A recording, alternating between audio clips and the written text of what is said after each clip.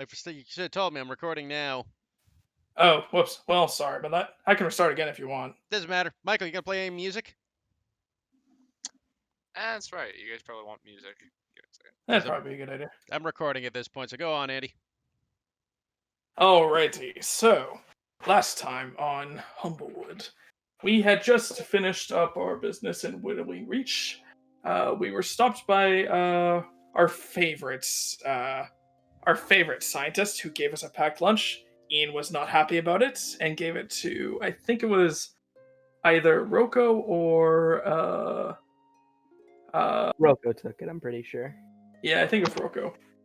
He took it, and we made our way out towards Alderheart. As we were traveling, we were stopped again by a bunch of bandits. Rocco went fucking ballistic on somebody because he was the only one that was holding the group back from being complete sadists. Thank you, Rocco. We killed them and we continued on until we started smelling some burning happening, and so Laren and Varen decided to scout up a little bit. Varen taking through the branches, and Lyran using his familiar to scout ahead with his through his bird's eyes. Unfortunately, Varen decided that the best option was to see what's going on was to descend down right behind some bats, apparently the fire bats, and ask him what the hell they're doing. And that's pretty much, I think, where we left off, really. Dude, you Sorry for this completely camera. missed both ambushes from bandits we murdered and. No, dude, Oh. I said the bandits. No, okay. I mentioned bandits. Yeah, because then Rocco completely went fucking ballistic. Oh yeah, fair. Yeah, you missed the one where you guys attacked first. Right, sorry. I'm only thinking of the first one because it was completely hilarious. That was With the his second voice one. just getting so fucking mad. It was great. That one just encompasses all of my mind. So yeah, that's pretty much where we are right now. Unless I miss anything else.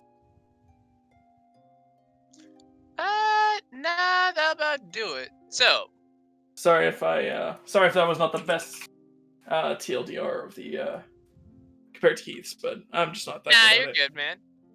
So, as you guys make your way, as you guys see Varen poking this fiery imp-looking motherfucker, you get moved to here. So as you poke them, they all turn around. You guys start moving. It'll take about 2 rounds for you guys to get there. Rocco but- will sigh and go, "Let's go save the All right. For the meantime, I need you, Varen, to roll me initiative. That is probably a good idea. We're not on there yet, Ian. I thought we were gonna roll initiative for No. everyone. Never mind. Okay, that's pretty good. I don't think we'll roll until we're actually on the map. Yeah, I'm gonna have you guys wait to see. Oh, that's good. That's really good. That could save your ass. All right, give me a second. All right, Varen, you're up first. Varen is just gonna. Varen's like, "Oh, you guys don't want to talk?" Oh, that's They fine." are hissing at you, and there is like flames wreathed around their hands and head. And you can just see these burning ember eyes and mouths just hissing at you. Well, that's just disappointing. Oh well. He is going to. Oh, actually. Okay, I'm gonna. Where's the tracker? There we go. Yeah. 1, 2, 3. How fast are these guys? I'm just curious. You have Actually, I no guess I idea, would- man. Yeah. I thought we fought these things before. Sorry. Nope. Well, I'm going to go back into just sprint away into the woods. I'm going to use a disengage as a bonus action, sprint my 30 feet, and then try to hide into the bushes. Okay. So you disengage as a bonus action, and then you're gonna hide. So make me a stealth check. All right. They did say which way you were running, so they have a general idea of your vicinity, but they don't know exactly where you are. Okay. Let's see. And would it be? Nah, actually. I'm just gonna say this as Roko. Did that guy just hide in the bush from a bunch of creatures and light everything on fire? God, yes. You know what? This is fine. It's fine. I'm fine. I'm not fine, but that's not important. We'll get through this. I believe he has a plan, Rocco. Surely he must. He survived this long. He survived this long without a bicycle helmet. He should be fine. I just love. Like, I'm gonna hide in the brush, and these things are literally made of fire. Alright. So, this guy is gonna move. He's gonna run into the bushes.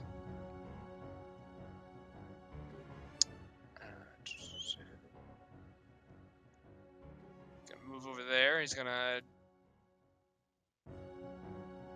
I'll have him make a perception check. See if he can see you. I'd be amazed if they even have a high enough perception to beat that. I mean, they got a natural 20, but unfortunately they did not. So To be fair, being stealthed doesn't mean being invisible. If it's impossible to hide in something, then they No. don't need Yeah, to roll I perception. that's why I hid in the bushes. That way they can't see me. yeah, no, like Yeah, well, but no, they know your he's turned. general direction. Yeah, no, they know the general direction. They just don't know exactly where he is. It's Yeah. basically like being invisible. Attacks would be at disadvantage. Exactly. So that guy spends his turn looking. This guy's just gonna run as far as he can, and he's gonna start setting some shit on fire. I'm gonna roll D8. Okay.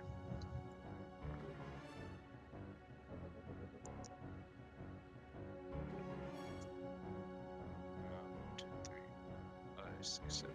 So, Baron, you feel something hot appear right next to you as the bush that you are in catches fire.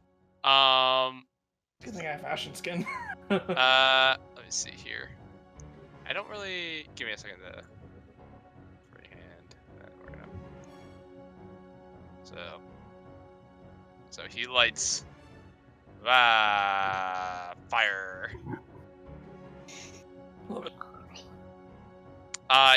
You do know that will probably spread if it is not quelled soon. All right. And this guy will probably do much the same. He's gonna get to here, and then he's gonna light this block on fire.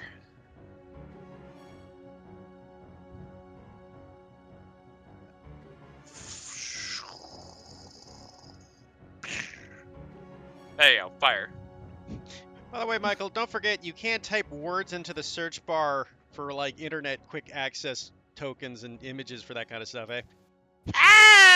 This is more fun. Just let you know. I appreciate that. Baron, the bush next to you is on fire. It is It catched very quickly and is incredibly hot. You're not taking damage yet, but if you stay there, you're figuring you're probably gonna start feeling the heat. Which direction is Roko and the rest of the gang? They are east. So this way. This way. That's yeah. Yeah. Sorry. No. I sorry. Okay. This way. Yeah. I know. I don't know why. Yeah, it's fine. I thought you said west. That's what I was thinking about saying that, but nah.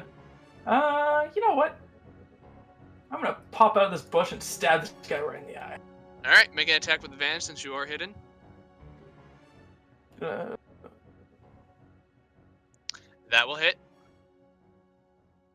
And I'll go for my second attack with my other sword and then regular. So that's your bonus action? Yeah. Okay. Yes, it is. Point of order. You do notice, for whatever reason, as you stab in this thing in the face, it doesn't seem like it's... You definitely got a good hit in, but it doesn't seem as bothered as you would imagine. Well, A 12 A 12 does not hit, however, as your sword bounces off him. Let's see.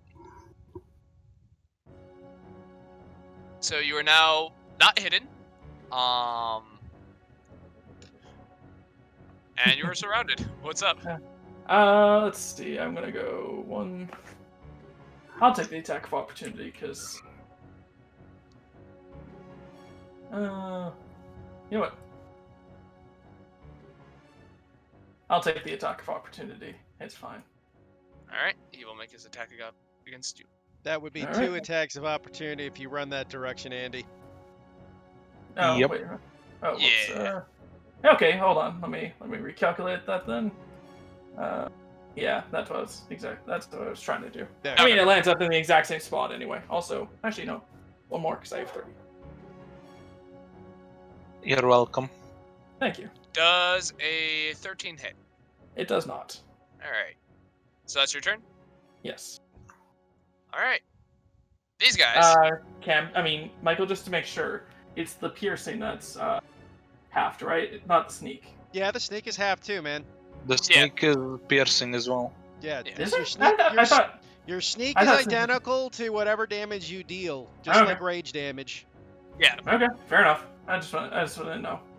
Cheers. You don't get magical types of damage just because you're a rogue. I didn't say it was magical. This guy.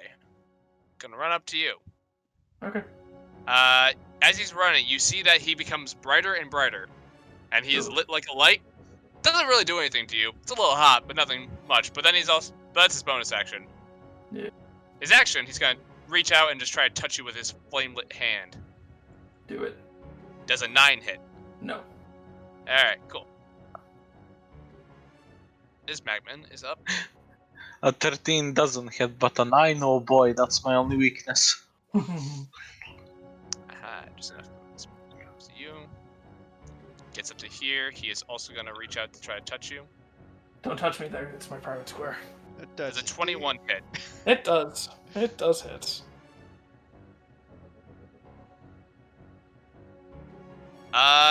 Well, good news is he rolled minimum damage, so you take 2 points of fire damage. However, as soon as he touches you, your clothes alight and you are now on fire. Oof. That's not good. Should I make a dex save for it or something? No, Nope, you just you take it, nope. man. You are just Okay. on fire. It's like when a fire elemental hits you. Please make Okay. a dex save to avoid touching the fire that is attached to your clothes. Yeah, fair. And as you are, and as the battle rages on,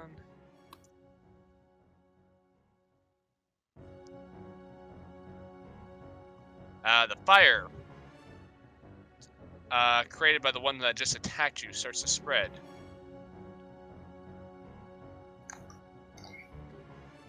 And moving southward. Alrighty then. Next Magman is up, and then you guys will be on board after this. So. It's just gonna get to there. That's good. And just because it wants to, it's gonna light this square on fire. Because these guys are pyromaniacs. That's the right color. Yeah. There we go. Red. And the fire down. It initially started as well. It's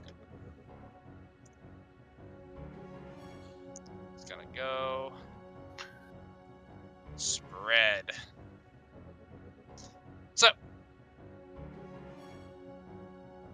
So we get to the top of the round. The rest of you may put yourselves on the east side of the map. So somewhere over here. Yep.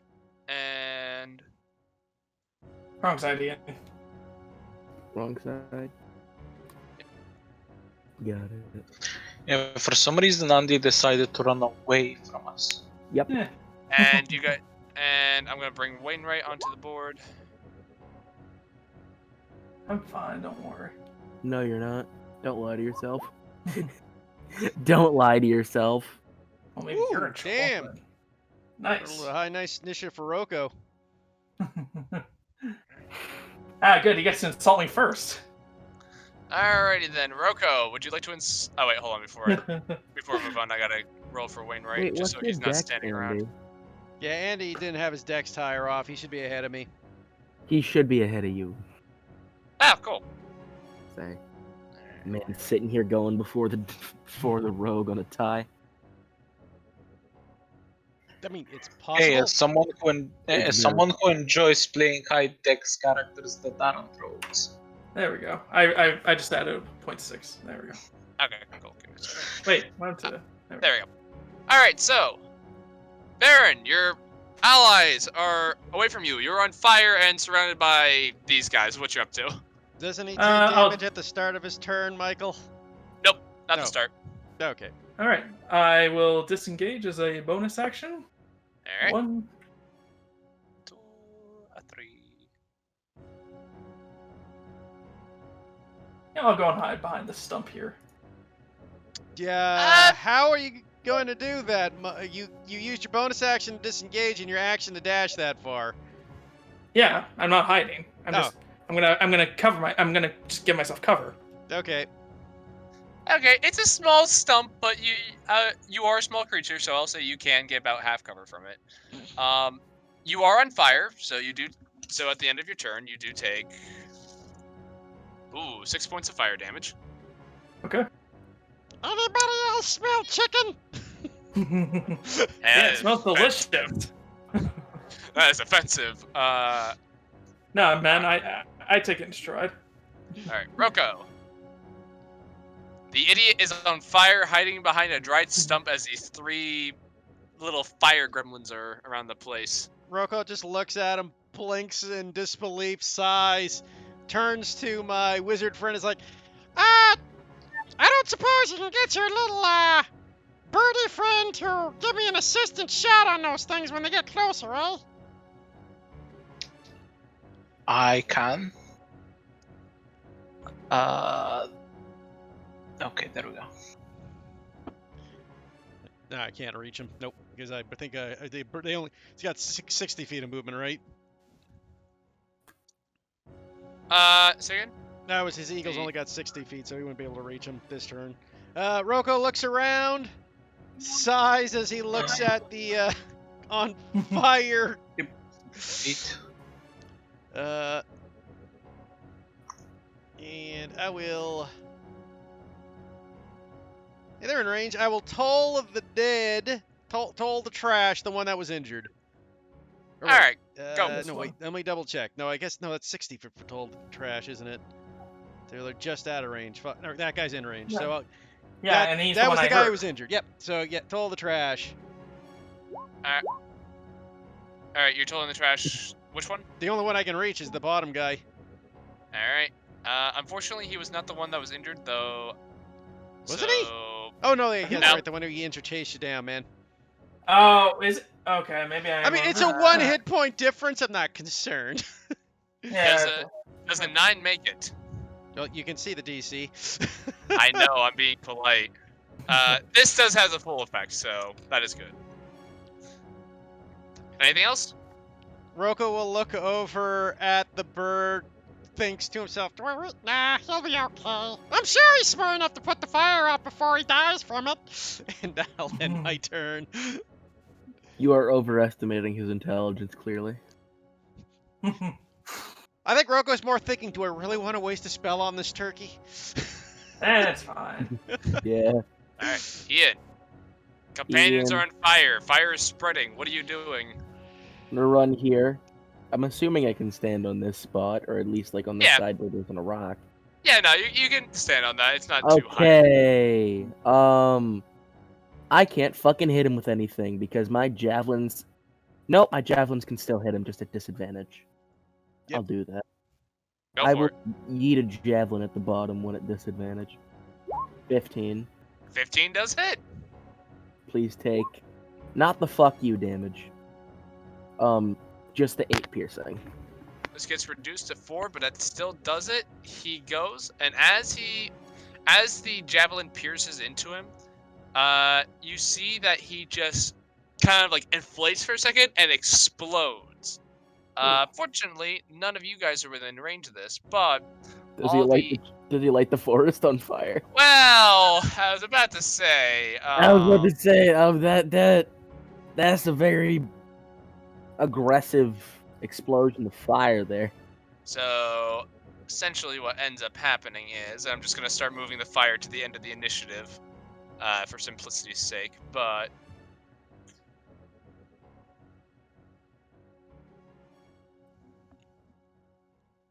basically, Uh, since we don't have Cam here, can Rocco scream scream a suggestion to Wainwright? sure. Could you put the fire out with that chill touch of yours? I can do it with my ray of frost, but sure. That's what I meant. But yeah, big poof, and now a good chunk of the forest is now on fire. All right. Wainwright is up. I'll move forward, and then he'll. I love the fact that, though, if Andy had killed that thing, it would have blew up in his face, causing him more damage. Oh yeah, no, I was so excited for that. It's gonna ray of frost that. We'll say the fire has an AC of 5. But like my rolls for my initiative and my rolls to attack, stupidity. My stupidity is counteracted by my luck. All right, yeah, no, this patch of fire just goes out. He's able to quell that a bit. Yep, that'll be his turn. Lyran.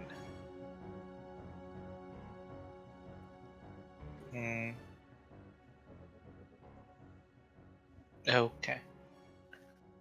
I'll go here and I'll. Can you actually ice knife on location instead of a creature? Technically, no, but if you attack the fire... You can attack the tree. It's a living thing. Yeah, I mean, you can attack the tree, technically, so... Indeed, let's attack the tree. Alright, so you're aiming for about here? It's dead center of the fire, essentially. Okay, go for it. I mean, oddly enough, the roll Jesus Christ, I'm about to say the roll means nothing, because the knife damage is piercing. But you do 16 cold damage, which should hopefully put out the fire. It does. And probably kill that little fucker standing next to it. You do kill that little fucker standing next to it, which... give me a second. I don't know what's not letting me grab you. Nope. Leave the goblin man alone. Give me a second. There we go. And you get back down there. Cool.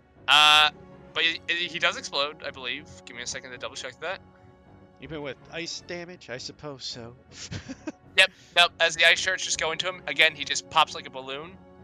And while you put out one fire, explosive decompression, just the random change in temperature, just it's too much for the skin to take. You create another one. Fire. Cool. It's even bigger this time. Nah, they stopped first right there. But anyway. Yeah, so anything else, Lyran? I'm good. Alright then. The last remaining Magman just a little shocked and stunned at the whole affair. He's gonna use his action to dash up to the creature, seeming not much having self-preservation. Cannot attack you this round. But yeah. And, don't you dare take away my stump. And as the fires continue to rage on, I'm just gonna do this at this point. We're gonna say this one. Oh. Bread. There we go. Fire spreads a bit. Not that big, but fire spreads. That is that big. And then fire continues to spread more Alright. Baron, Alrighty. you got a little Uh, gremlin next to you. Well, I guess I'll just disengage as a bonus action. Go all the way over here where the fire ain't at. And then I'm going to take my water skin and pour myself out. Alright, yeah, you take an action, you cut the flames, pour some water on you, you're good. Yeah. Baron just gives the thumbs up to the crew. Firing squad! Alright. Roko Turngear, you're up next. Total the trash. Alright, it's gonna make its wisdom save. It is undamaged. Ah, damn it. That was the damage. The one that we hit with the nice knife, of course. It rolled a 7, so it does take 3 points of necrotic damage.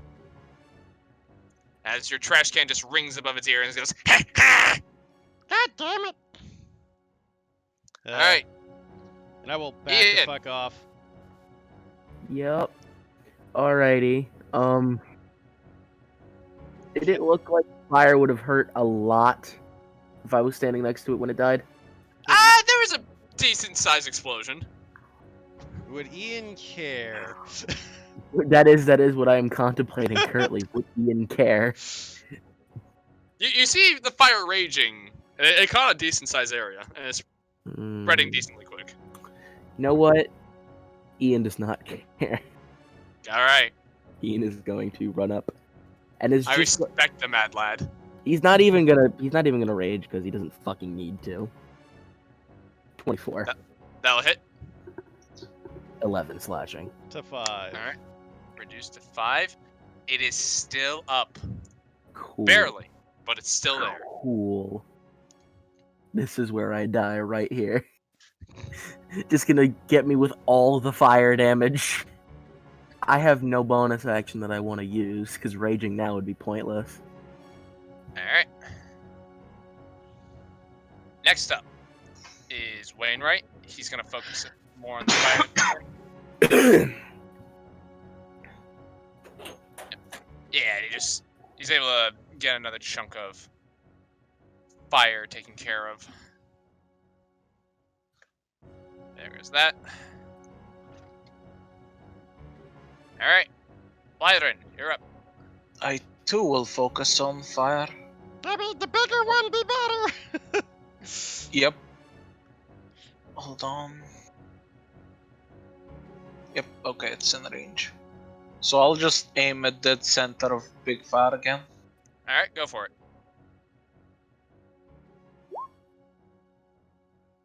Oh. Well. Look at me. Not rolling the correct things. There we go. Nice. Alright, pretty good. Yeah, I'll say you were able to... Oh. Let me... You were able to significantly reduce the size of this fire. Still burning a bit. But... You are able to... Oh, it's a shape, not a freehand. There we go. That's my turn. Yeah, so you are able to... You are able to shrink the fire a good bit. Alright, this Magman. He's gonna... Giant Deer Man just came up and whacked him. He's not happy about that. He is gonna attack the Giant Deer Man. Mm-hmm. Does an 18 hit. Yes. Alright. You take... Ooh. 8 points of fire damage, and you are now on fire. Cool. Yeah, that's almost half my health. Sorry. This is Here what lies this is what I Jay. get. This is what I get for not fucking taking the average on health. Because normally that would have not done a whole hell of a lot. I would have been at like fucking what? 21. What? Okay, so how does one save a J in this particular situation? I mean, Alright. it Fires are spreading explodes. again. Healing word. This fire reignites this area. He just puts it out. He's like, God damn it. This fire continues to spread a bit more. I mean, if we're only allowed to take out one brick at a time, you just burn down the forest since there's no way we can actually put the fire out. Uh, yeah, Hey, yeah. Like, I was literally, it's a promised possibility at this point. No, I mean, we'll continue playing out. This is just what you guys can do, like, in the heat of the moment. Fair enough. All right. Oh, sorry. Baron, you're up. I've skipped you. That's all right. I will go. Should I go and take it out and try potentially take out my barbarian or help with this fire? Decisions. I mean, it could roll really, really low. I mean, On the regardless, he'll damage. be fine. All right, I'll take the long shot. My 10 health begs to differ. Oh, He'll yeah, and be you're also on fine. fire, so Yeah, but he can put him stats at Just- the beginning of his round. Yeah, okay. just do it. It's fine. 10 does That not will hit. miss. Alright. Your That's arrow fine. just. Contemplates for so long, misses. All right, well, I'm just gonna go and hide behind this rock then, behind this little cliff thing. All right. It's a good thing you missed, because if we look at your GIF, you'll just be adding to the fire. Well, that wasn't good. All right then. Just imagine he's There's hiding in the his... Andy I know. There's the Andy I know and love right there. All right, Roko. Pull the trash. Got it. Needs to make that wisdom save. 9. So it does not, and it just explodes. Woo! Plus that he's Dex not save. dirt. Yeah, but the good news is the fire does not really catch because there's not really too much flammable except for the log. Which, big Dex whoop. save. Oh yeah, you're gonna need a dex save. Give me 1 second. I believe that 16. saves. I'd hope at level 2. Yep, 16 saves. You take. All right, you take half damage, and you're not on fire. Except Although he you is already on are on fire. Yeah, so you take 3 points of fire damage. I'll be right back. I just summon at my door. He's fine.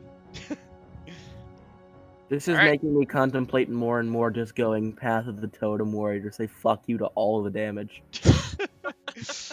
More and more, because I'm seeing a reoccurring theme of fire. And I don't want to be on the receiving end of it, thanks. Alright, Ian, you are on fire. Thing exploded. Immediately gonna back up fucking 20 feet and start putting himself out. Alright, you take your action to pat yourself out. Eventually, like, you get the fire sound and you just, like, lick your fingers and just, like, do that thing where you just go tss at the end of one of your horns. Okay. Cool. Alright, you guys are now out of initiative. There is a fire raging, so... to quote flames, Ice knife. Okay. Alright, so... You're gonna cast Ice Knife. We'll have Wainwright cast another... We're gonna have Wainwright cast another Ray of Frost. Don't you have Ray of Frost too? I don't know if I got my Ray of Frost squirty gun yet. You have not. Why the I fuck am would you bad. flavor it that way, man? Just making things more difficult. I know. I was expecting it to be a quick thing. 3 Apparently, sessions I know. later. I mean, for something that's literally just for flavor, you're making this really difficult, Michael. He's the one who wanted to do it. Alright, Baron and Ian, are you guys doing anything to help put out the fire in Roko? Ian is gonna, like, look at it aggressively. I don't know. It's not gonna help a lot. Would Roko be able to work out the statistics of a brush fire to make sure the fire doesn't spread by knocking out a certain area of land? Like, you're trying to basically create a divide so fire Yes. can't. Make me a nature check, I guess.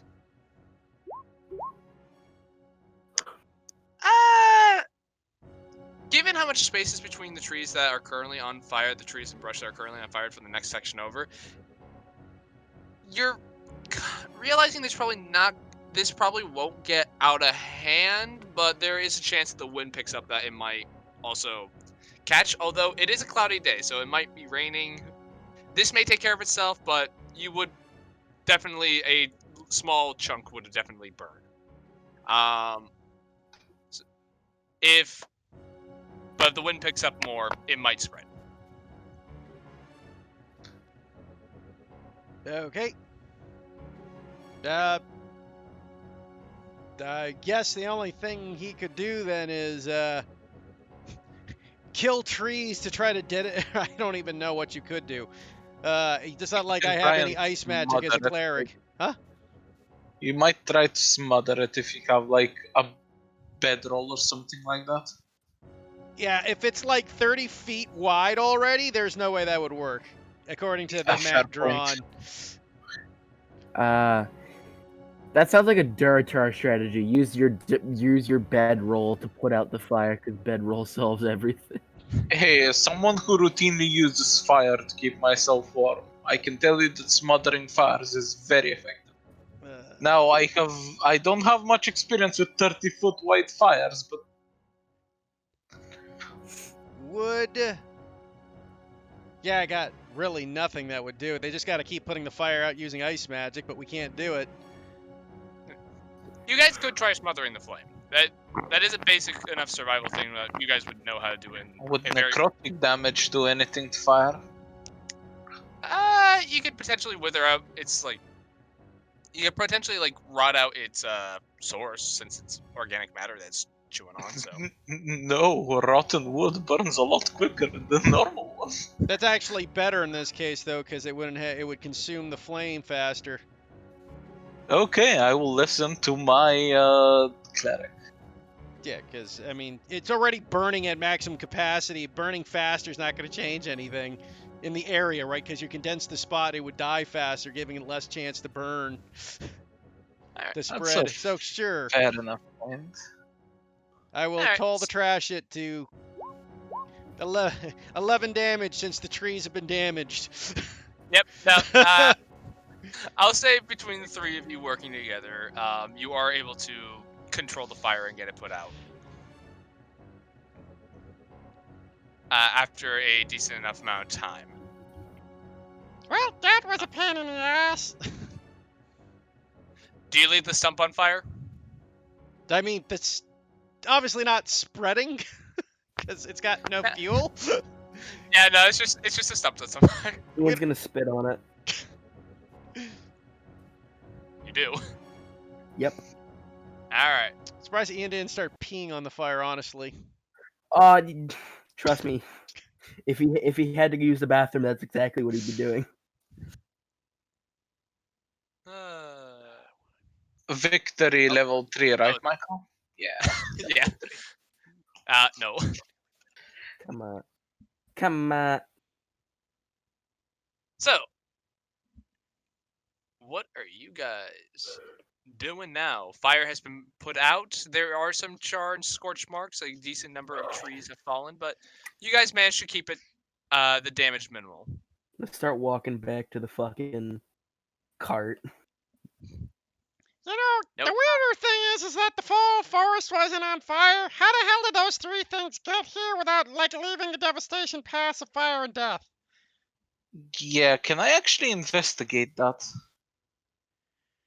Like, was there some sort of conjuration spell used, or was this just a natural occurrence somehow? It's almost like there's a plot hole in a system of this world.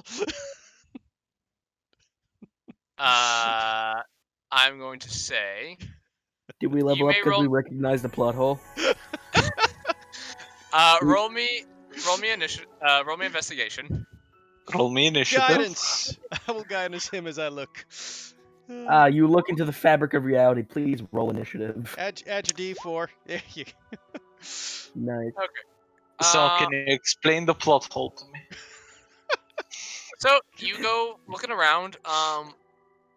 You don't really see what seems to be any sort of evidence of conjuration-based magics around.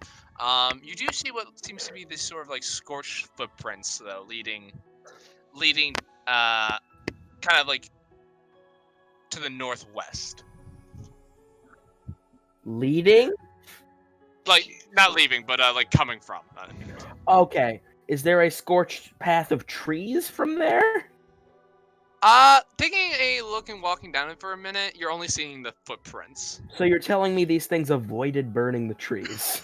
You see like little small like scorch marks here and there, but nothing like big. So you're telling me the fire things avoided burning the trees? Like I said, it's like there's a huge Hey, plot Michael, hole in the Michael. world that just needs to be filled. Hey, Michael. And back. Sorry Yeah. about I'm gonna throw you a bone and remind you that it is raining and lightning is a thing that happens. Yes. Yes, that is also a Yes, thing. Andy, we have just recognized a plot hole in the system of they came from the northwest, but these fire creatures avoided burning the trees. Until we showed up, then they lit everything on fire. Only Listen. we can cause forest fires. Listen, it's a random Smoky encounter table, alright? I don't know what you want from me! Guys, can Ian be the new Smokey the Bear? He's got like the ranger hat and everything. It's just the ranger hat, but it's like hanging off one of your horns. Yep. Only Oh, you can punch fires out. So- Ian just. God So damn it, you make a good point. I could have totally I- fist fought the fire to death. I will say, I will have, two of you may make an Arcana check. I was just having fun at it. I'm like, it's not you. It's a flaw in the games. This. No, I will find a way to do this. I have a way in my mind why this works. Okay, I Two will of you use roll my me divine Arcana. intervention, and I'll give myself proficiency in Arcana. Aw. Ah, damn it. Yeah, you guys aren't. It's weird. You're not Oh, wait. sure. Hold on a second. I have chronal shift. There we go. All right, Lyran. So first off, you recognize what these creatures are after taking a moment to think about it. These are magmins. They are small fire elementals that have a tendency to try to, basically, they are causes of wildfires. These ones seem to actively avoid doing so, but You would know that the major source of any fire elemental in Humblewood is the Scorched Grove, and that sometimes creatures will leave the Scorched Grove, who make it past the tenders. Many of the elementals in the Scorched Grove tend to stay there, but some tend to wander out. And while not necessarily, they're not always raging and putting things on fire. They will travel a distance before they start setting up fires away from the Scorched Grove. No one's quite certain why they do this, but it is a tended pattern that elementals that do leave the Scorched Grove tend to at least get a little distance away from it before they start starting fires. The reason for this pattern is unknown. Some theorize that they are trying to the fire elementals are consciously trying to set up a second Scorched Grove somewhere. Others believe it is just the chaotic nature of flame to burn at random and with intensity at random. But this is a pattern of behavior seen in creatures like this. You're also not sure, kind of like, you could follow the trail that they left behind, to kind of see where it goes. This is going to be leading you away from Elderheart, but it is possible that they have started other fires in other locations. Well, I know that sounds like not our problem though. Yeah, to be fair, if we had to stop and kill everything that got out of the grove, we would never get anywhere. I mean, let's put them out when we find them, but let's not go looking for trouble. Besides, you know what they really ought to do? Is build a big wall across the Scorching Grove so shit like this doesn't happen. I'd vote for a man who wanted to do something like that. shut the fuck up, please. We are trying to escape reality into a fantasy world. Rocco, how would we even pay for it? We can make the fire elementals pay for it. You so much. I come. And to that's you when we to learned that escape Rocco projects. Roko just pulls out a red cap, like, oh, I knew I was going to use this sometime. Just pulls out a MAGA hat. I mean, with all the way that Trump's lost so far, it wouldn't be surprised if most of them fell into the trash.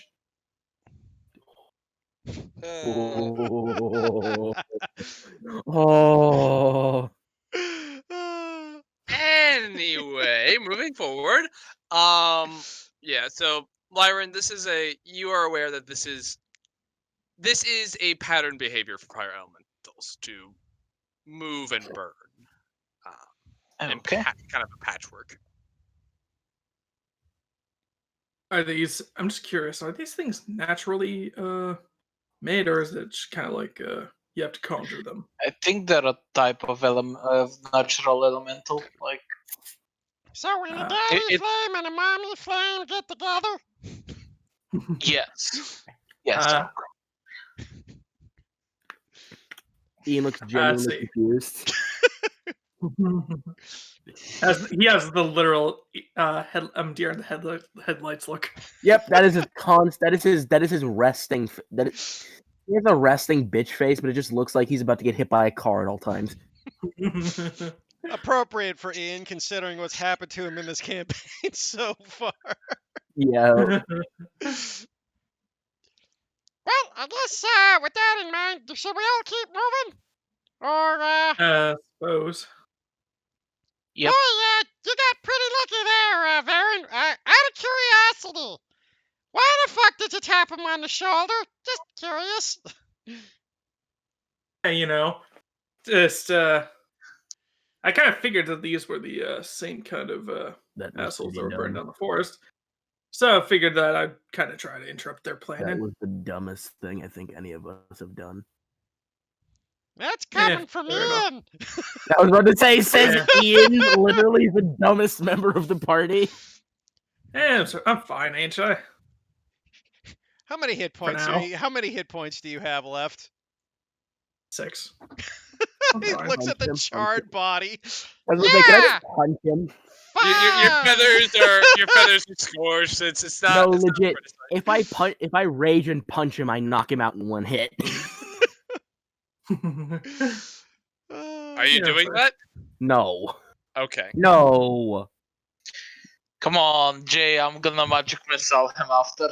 He said he's fine. No, he's not gonna go out like a rot. He's not going out how my Kurtz Strahd character did. No, sir. Nasty. I never want to see that happen to someone again. Well, in any case, I suppose the fire's out. We've done our good deed for the day. Yes! Chaos reigns. And your reward is nothing. By the way, you kidding me? You know how many uses charcoal has as he starts collecting charcoal tree burns. Can I just for the fuck of it start casting detect magic as he's collecting? Sure, I'm assuming that's a ritual. Yeah. Alright. So, Roko, I'll say roll me a survival check to see how much charcoal you get. Can I give him advantage? Because I have proficiency in survival. Are you gonna be helping him? Yes. Then yes, you may. 12.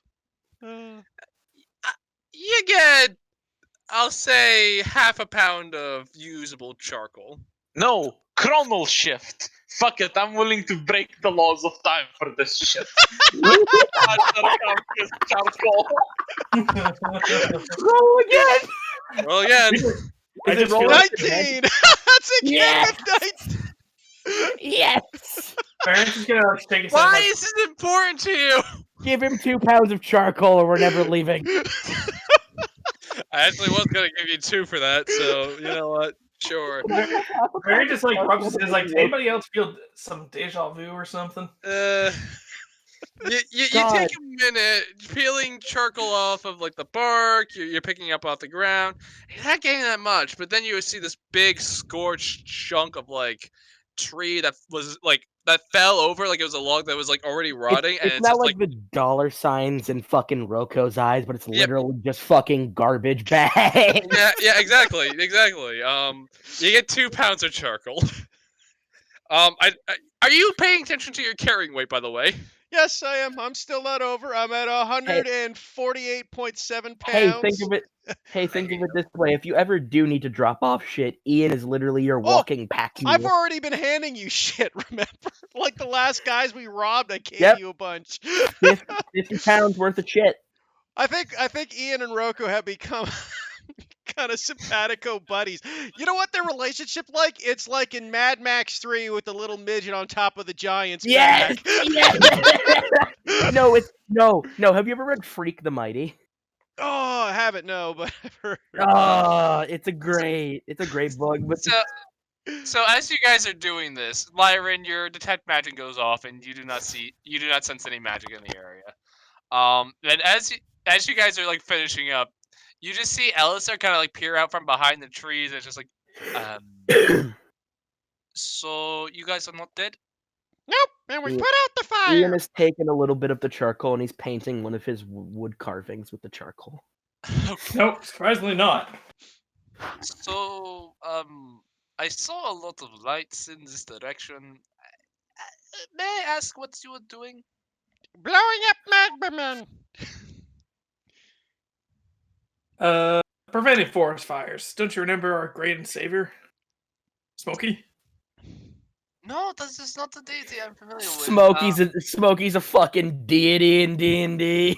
Yeah, he's the bear of fire. That is not a deity I'm familiar with. No, how about recycling? A god of renewal and recyclability. The three sacred Ian R's. is gonna slowly put his hand over Roko's mouth. Just, not now. I am not familiar with that god either. I believe you're the only one who's ever mentioned her to me. But and she just sees the stump that's still burning. Good job, I suppose. Yeah. Are you almost done? We're burning daylight here. Oh yeah, Ian's we're all finger good to go. We need to put out Ian the is forest fucking fire. finger painting right now. Don't interrupt. You know what? I think my new favorite deity for Varen is going to be McGruff the crime dog. McGruff the crime. You guys can't keep making up gods. Hey man, I will not allow it. Clerics I are can make based up- on belief. If I want to believe my cleric worship Gruff the fucking crime McGruff the crime dog, he can. No, it's not a thing.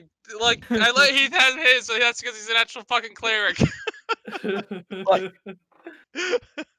Plus, Hey, refuse. how about that's fair. Yeah, but I actually went into a whole bunch to make mine work.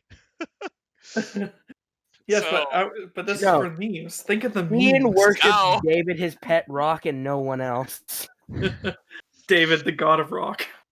David the god of rock. I mean, technically, the way D&D works, if you worship that rock long enough, it might get a minuscule amount of power. Don't forget, if you're those fish people, though, it literally becomes an absolute death deity that can wipe out entire civilizations.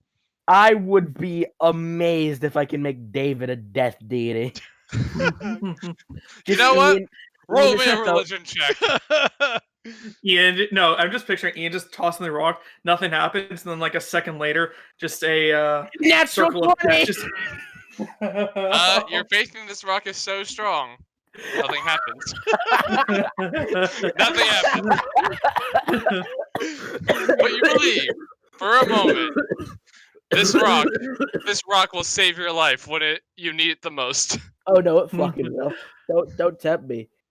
Michael, Will- Michael, will I'm holding you to shove this. that rock Like if Down the At the- BBEG's throat. Don't tempt Michael- me.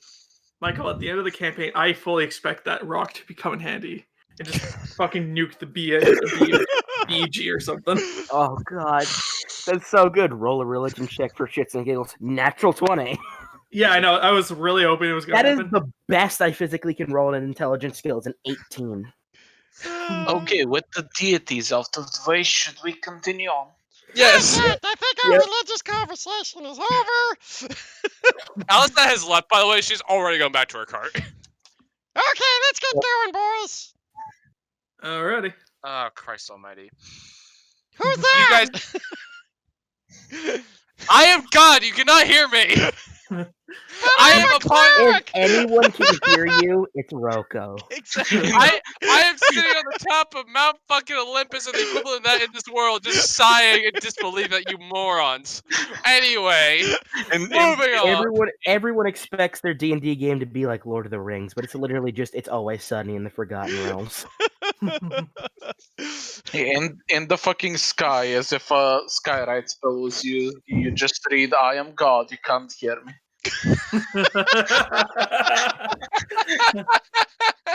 So you guys move on for the day. Eventually, hold on. I'm gonna check something. I really wished, like, as an Rocco, actual there are religious some- person, just God would just do that. It's like, I It work in my starts serious place. raining. Please stop. Oh, wait, was it Michael? It starts raining on you midway through the day. Rocco, really weird cloud formations today. Look at it. Ha! It almost looks as if the clouds spell out, "I am God, you can't hear me." No, you got the accent wrong. It says, I am God, I don't exist. Huh, that's a weird thing to say. Anyway, it starts raining. Don't look at the man behind the clouds. Weird. Pay no attention to the man behind the curtain. It is raining. This isn't really hindering your progress that much, but as you guys set up for camp, do any of you actually have tents? I believe we Nope. bought. I mean, I thought rope, blanket, package, vestments. Nope, but I can build a tent out of scrap material Wait. using my ability. I have a question. Would the foliage and leaves of the trees shelter us from the rain a little bit? If we use No, them because it as- creates a platform on the top of the tree. Well, by using my great old, oh, that's the wrong skill. Yeah, there it is. Using this, I actually have a tent. I can build myself a tent using all the garbage I have, because a tent ain't worth 30 gold. I could build a really big tent. Alright, All right, Rocco. I will say, make me just for my own sanity. Make me a Tinker's Tool check. I'll say, we'll I say mean- Dex. Dex intelligence the same modifier for me, so it don't really matter. Yeah, one of the two. Just roll me a check.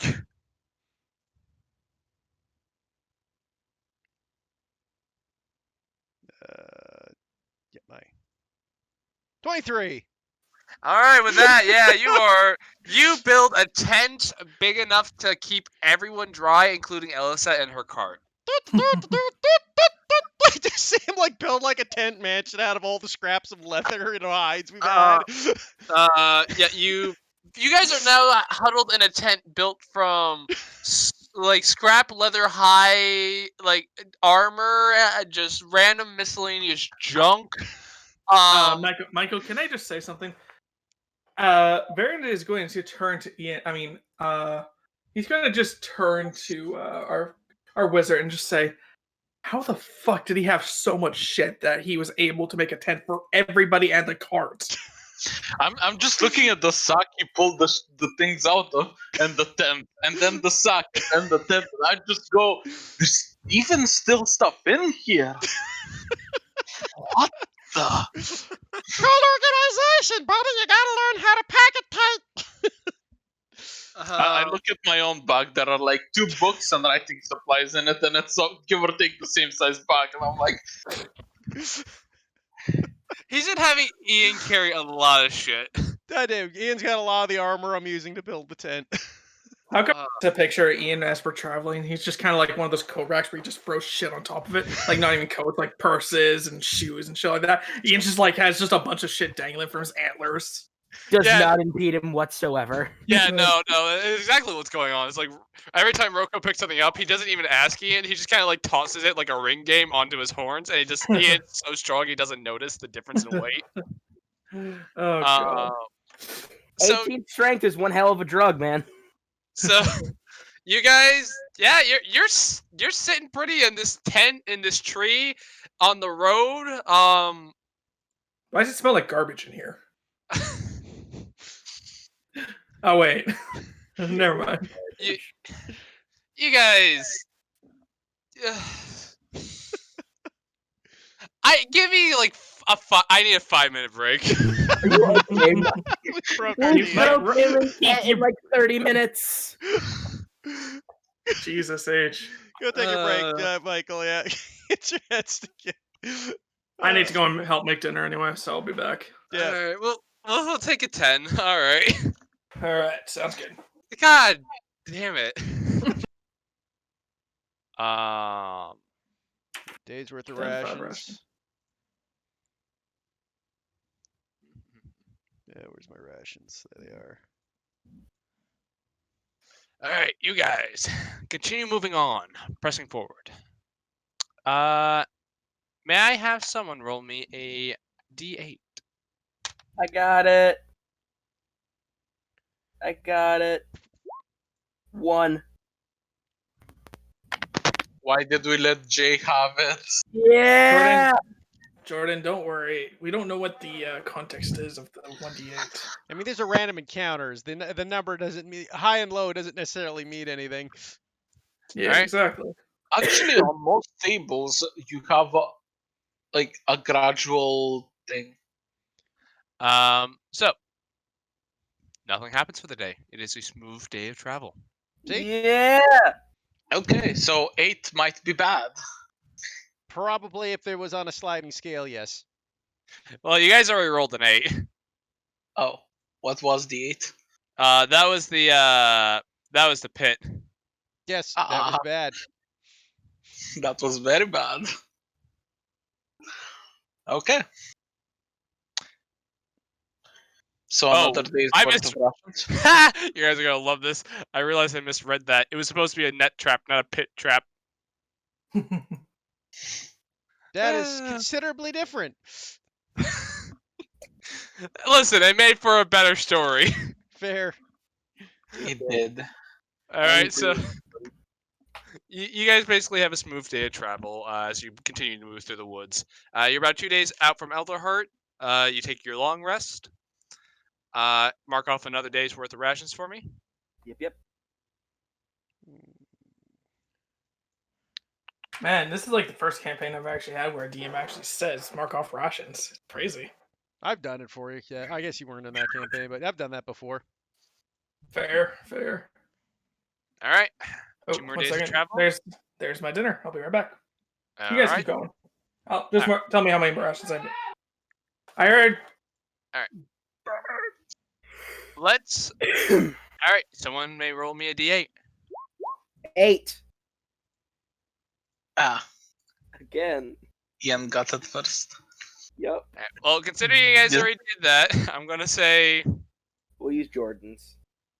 Okay. Aww. I really wanted a net trap this time, though. I mean, I can make it happen. Just, Make it happen. you just see, you guys like hit the net trap. And it's just like you see the map patch, like one of the match patches, you like go, and he just goes, ah! Look over there! What bandits kill? Ah! Like, wait a minute. it's We a only let go of different- one mat patch that time. There was only one survivor. We murdered the rest of that party. Oh yeah. No, the Cherubim got away, didn't he? Nope, nobody got away. We only let one person live. No, that was a different encounter. That was the encounter. That was the Lyran first kicked off. encounter, yeah. I was so excited for that encounter too. I was like, I had a whole thing. Sorry, but you know. Yeah. I saw a familiar set of circumstances going on. I saw the barbarian start realizing what's going on, and my character was like, please, not again. I cannot be traumatized more than once. Yep. By the way. Oh, I can prove that very wrong very quick. That's fucking amazing. Teeth, I love it. It's amazing. You just need to like go. God damn it. You need to go into a server one day. No, you just need to go into a server one day, post that without context, and leave. God damn it. It's the hairstyle that really makes it. The mustache is Yeah, one no. thing, but the hairstyle on top of it. Yeah, many. I've seen many a cat with that sort of like mustache look, with the hair. Yeah, no, that's good. God fucking damn it. All right, so You guys walk. You guys are walking through. It's a bit foggy today. It's not like a super thick fog, but it's definitely cutting visibility a bit.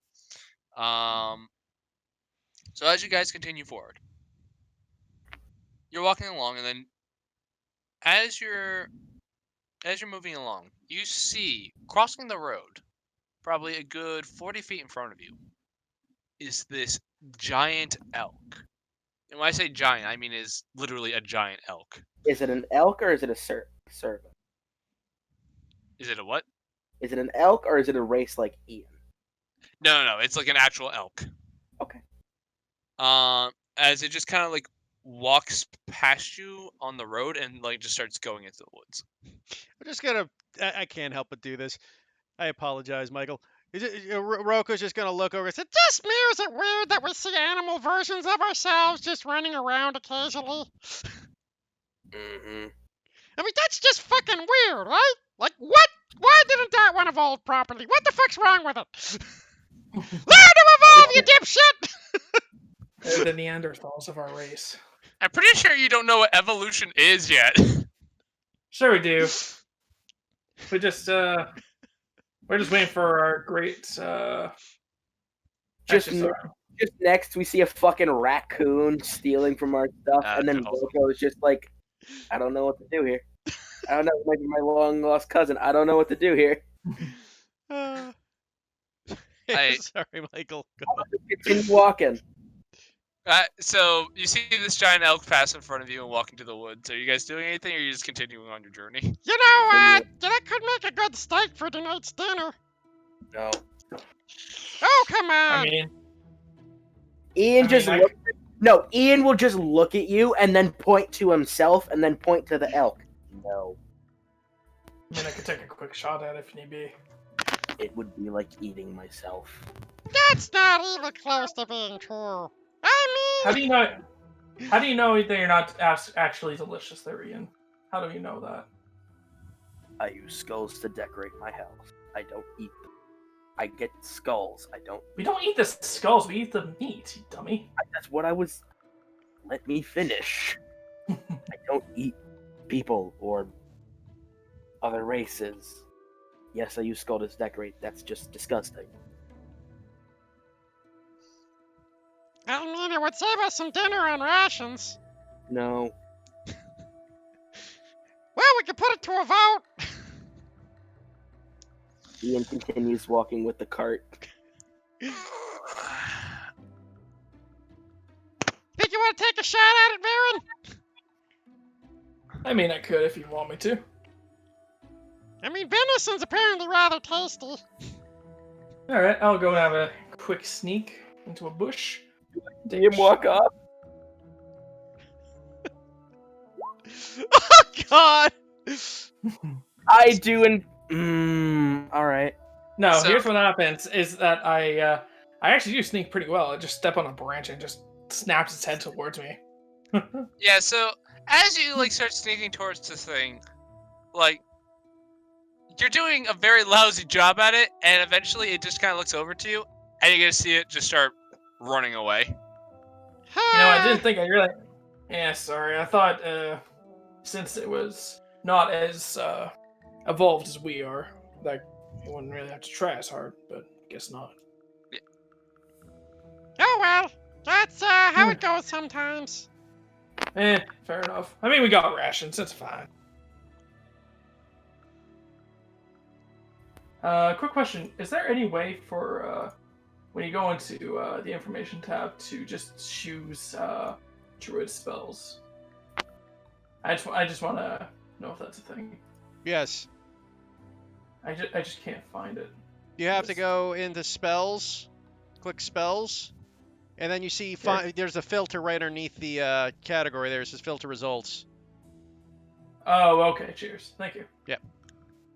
Oh, I can filter via book too. That's nice. Anyways. Okay. Yeah. So, yeah, we continue walking, Michael. Okay then. You guys continue walking, and walking, and walking through the densely packed forest of trees and vegetation. It is lovely. and the fog eventually starts to burn off. Clear skies are above you, and the rest of the day goes out without incident. Another ration day off? Yep, you guys set up the tree, take another day's worth of rations off. I need you guys also to... you guys are also about one more day out from Humblewood. It'll probably take you one more day of travel, and then you'll probably hit it early the next morning. So Owlheart, you mean, not Humblewood. That one. We're one day off from the planet, guys! We're safe! Fuck you. Anyway. Someone want to roll the last D8 for me? 7. 7! Alright. Eventually. Alright, you guys The continue on. bandits are coming. Oh boy, more people to kill. Jeremy where jumps we out of going? the tree and just be like, I heard that you didn't let my brother finish talking. I will not make the same mistake. Snaps his finger, just 1,000 bolts come out from the woods. You guys are just dead instantly. No, so you guys are walking down the woods, along this road, and Baron, I will say you, since you have the highest passive perception. You see a small pool of water, kind of off the trail a bit, in a small clearing off the beaten track. You see that this pool of water seems to be giving off some sort of mist. Like a geyser? Not a geyser, but there's basically like this sort of mist coming off of this small pool of water. I'm just gonna... I guess we don't really have a druid. I guess I'll nudge Broko and just say, something wrong with the water over there, or is it just me? I know water does mist, just, I don't think it does. I'd be able to make a nature check to figure out what's going on, Michael? Sure. Are you getting closer, or are you just trying to tell, are you staying on the road? I'll get a little closer. Not like, I'm not gonna enter it, just closer to, get a more idea. Okay, like within 15 feet of it? Yeah, about 15, just so I, where I'm not, distance, but I'm close, not, so it can touch me in case it's, acid mist. You are good. Hey, well, So, I make a roll?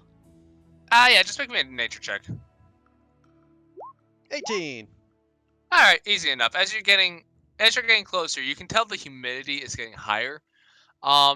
This is probably steam coming off of that pool. Huh, steamy. That's really hot. And how much is coming off of it? That water should be scalding. So, anybody think there might be some sort of fire death creature down there? Oh, more than likely. How much water would I say is in that pool? Honestly, I couldn't tell you because I have a very poor sense of volume, but I'll say 50 gallons? I don't know, does that sound reasonable? Yeah, it sounds fine. Depends how big it is, right, and deep, but 50 sounds reasonable. In that case, I can just... Well, I can get us a better look at it if you guys want to. Sure, why not? Because I decided after the last forest fire to carry, destroy, and create water, just in case death appeared. That is a very smart idea. I appreciate it. So it was... Oh, you said 50 gallons, though, eh? Actually, never mind. Yeah. I can only destroy up to 30 gallons of it. I mean, yeah. It would lower it considerably. Actually, I got another idea. Let's see here. Is it you just look at Ian starting to rifle through a bunch of garbage, and he's just gonna grab some of the, basically grabs like a branch off a tree. Ian, do me a favor, cut a branch off that tree over there. Ian immediately walks over and cuts off 7 branches. Perfect! I'm gonna tie branches together, basically making like a 40-foot long pole. Okay, Ian, stick it in the water and kind of swirl it about till you hit something, possibly. Ian shoves it very aggressively into the pool. Okay. As you do that... Can I ready necrotic touch because I'm scared? You may. And as you No. do, can one of you roll me a d4? I got it. 1. Oh, What's with you okay. and runs? So as that happens, just because I didn't make a battle map for this, because why would I? I'm just gonna put you guys over here, and we'll say, give me 1 second. We're still on the world map, by the way. Oh, I know. Just give me a second. Okay. I'm just. Rogue. This is a party that looks for trouble when we can find it. Curiosity is going to kill this party. Oh yeah, absolutely. So you guys, this is way more than 50 gallons. I'm realizing. But it's fine. It's fine. I mean, we didn't use the destroy water spell, so it didn't matter. Yeah, it's all good. You guys, get down to here. I didn't know if it was like a lake. I didn't know if it was like a river. I didn't know what you meant by it. Yeah. No, that would be like man. hundreds of gallons. Listen, no, that's a beautiful ass lake right there. Again, Michael, you could type the word lake into your description box. I am panicking. Anyway, yes. There you go. This is more of a. The token didn't load. God damn it. Oh, Steam efforts. Yeah, fuck it. You have those. I mean, But- I know what they are. Give Ian me would literally be standing right here, stabbing a fucking stick into it. All right, you do.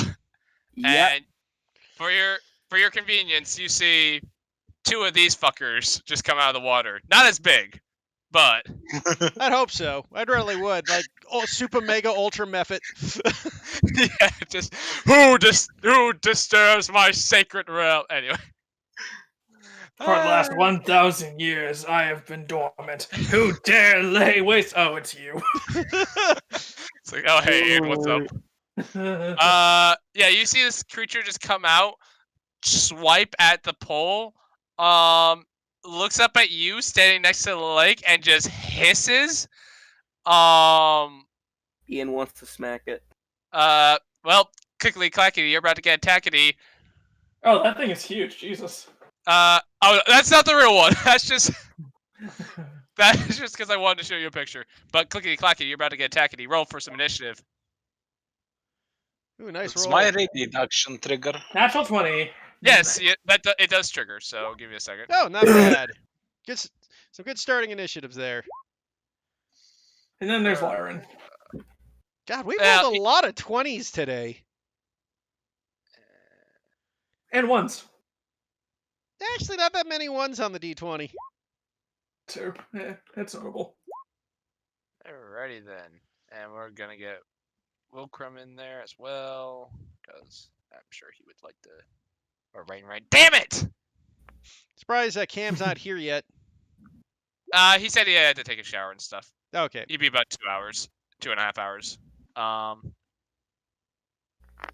So, give me a second to get this in descending order. So, oh my. By the way, Michael, if you want to blow up pictures, it's Control or Shift Z, eh? No, I just like the idea of this giant method just looming over all of you. Hey, look, it's the clouds! They're very close and angry looking today. I think we really pissed off the divine god who said he's not behind the curtain. Gruff McGruff, save me. Let me see here. Oh, me. Yeah, that'll work. So, you guys. Baron, you're quickest to react. Actually, no. Lyran, you had an action prepared. You may make your attack. He already did. I did. Oh, what'd you get? 18 and a 3 18. for damage. Ah, gotcha. Let me see. 18 does indeed hit, so it does take 3 points of necrotic damage and cannot be healed until the end of your next turn, I believe. So, with that being said, Baron, you're up. These are just pure steam, right? Why do I have a distinct feeling that arrows are not going to hit this thing that well? Fuck it. I'll give it a shot. I'll go for the short longbow shot. That misses. Indeed, it does. Worst rogue ever! Ah, shut up. I'm gonna take my bow and arrow. I'm gonna go home. See you guys later. There's nowhere to hide, is there? This is just an open field. That is correct, sir. Yeah. I hate this. Can I have my Ian? No. I know.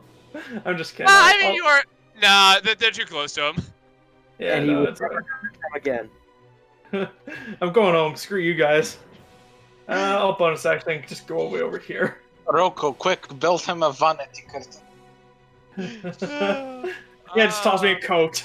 Just here, use this. Is that your?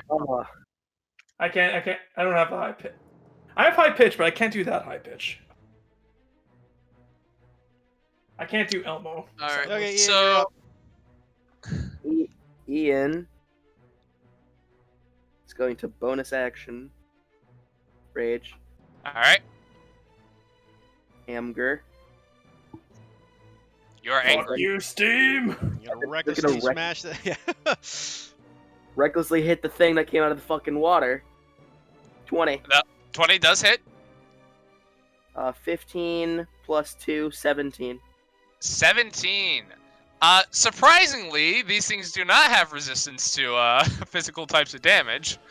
As your axe just like goes through this thing, like it passes like through it and it reforms, but it's barely there. It's not gonna take much more to get rid of the one that's in front of you. And that's my turn. All right then, Rocco. Rocco will toll the try-ish on the one that obviously Ian fucked up. Go for it. 17. Ooh. Needs to make its wisdom save.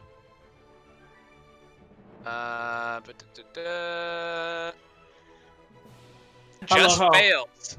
I love how we're all just backing away slowly. It just fails, and as that happens, it just kind of goes, yeah, and just like fades out of existence. Are you sure about that, Michael? You're right. It does do a thing. I was about to say, sitting here like, don't. Ian, make me an X save. There it is. I know my methods, man. They don't go. Thank you for that. I appreciate that. You know what, Heath? If you didn't already have inspiration, I would have given it to you. For fucking someone else over. Roll your fucking. You take 4 points of fire damage. Yeah. As steam just bursts out and burns you. Hey, look, he's got a poom going. Wainwright's up. Yeah, he'll just cast Ray of Frost.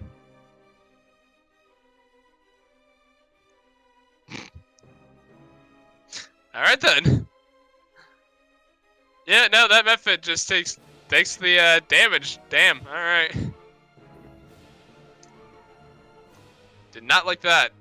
Wainwright will also back up. After seeing it explode, seems like a move. Yeah. Lyron! 1, 2, 3. Alright, your magic missile slam into this thing. It's still up. Looks incredibly hurt, though. I have a very unique plan. It's called backing the fuck off. Just leave Ian to get exploded on again. Steam effort's up. Only Do one. it. Do it. Fine. Your wish is my command. Let me check something. I know what's gonna happen. It's not good for Ian. I need you to make me a dexterity saving throw. Yep. 11. Hey, you pass. So, I believe. Yep, you take half damage. You take 2 points of fire damage as this thing just like exhales this huge burst of steam on you, and then it's gonna get right up on you. Yep. There it is. Just trying to intimidate you. Yeah, no, it doesn't. Baron, you're up. Oh, right. So, I guess I'm. Baron's like, I really shouldn't do this, guys. I really gotta try again, and maybe this time I'll actually hit him. Let's try this. Yep. And 11 does hit. Oh my Oh, it does? god. Yeah, these things have no AC. I graze him by the foot. I'm like, still counts. It still counts. How do you want to do this? And Ian, I need you to make me a dex save. Woo! Ian's like about to go in for the clobber with the Hey, you weapon. take half damage. You take He's 2 gonna go- points of fire damage. He's about to go in for the clobber of his lifetime, and the arrow just flashes by and just I retract my statement of wanting to go wild. So fuck you. I'm totem barbarian now. There's too much fire flying around. I don't want to deal with this. I will make the tankiest barbarian ever. I'm so sorry, man. No, it's fine. It's fine. We are literally our main antagonist of this campaign is something from the Scorching Grave. I was expecting nothing but fire damage. I'm sitting here like, wild soul would be fun. Wild soul would be fun. Wait, that goes right through my rage. Fuck. So, as the method disappears, you just hear a giant booming voice say, "Who dares disturb my ancient..." I don't know, I'm kidding. No, I'm just He would have totally thrown Anyway, yeah, that's it. Rocco, well, You guys destroyed this. I take it a mephit. There was nothing left behind the mephits. Nope.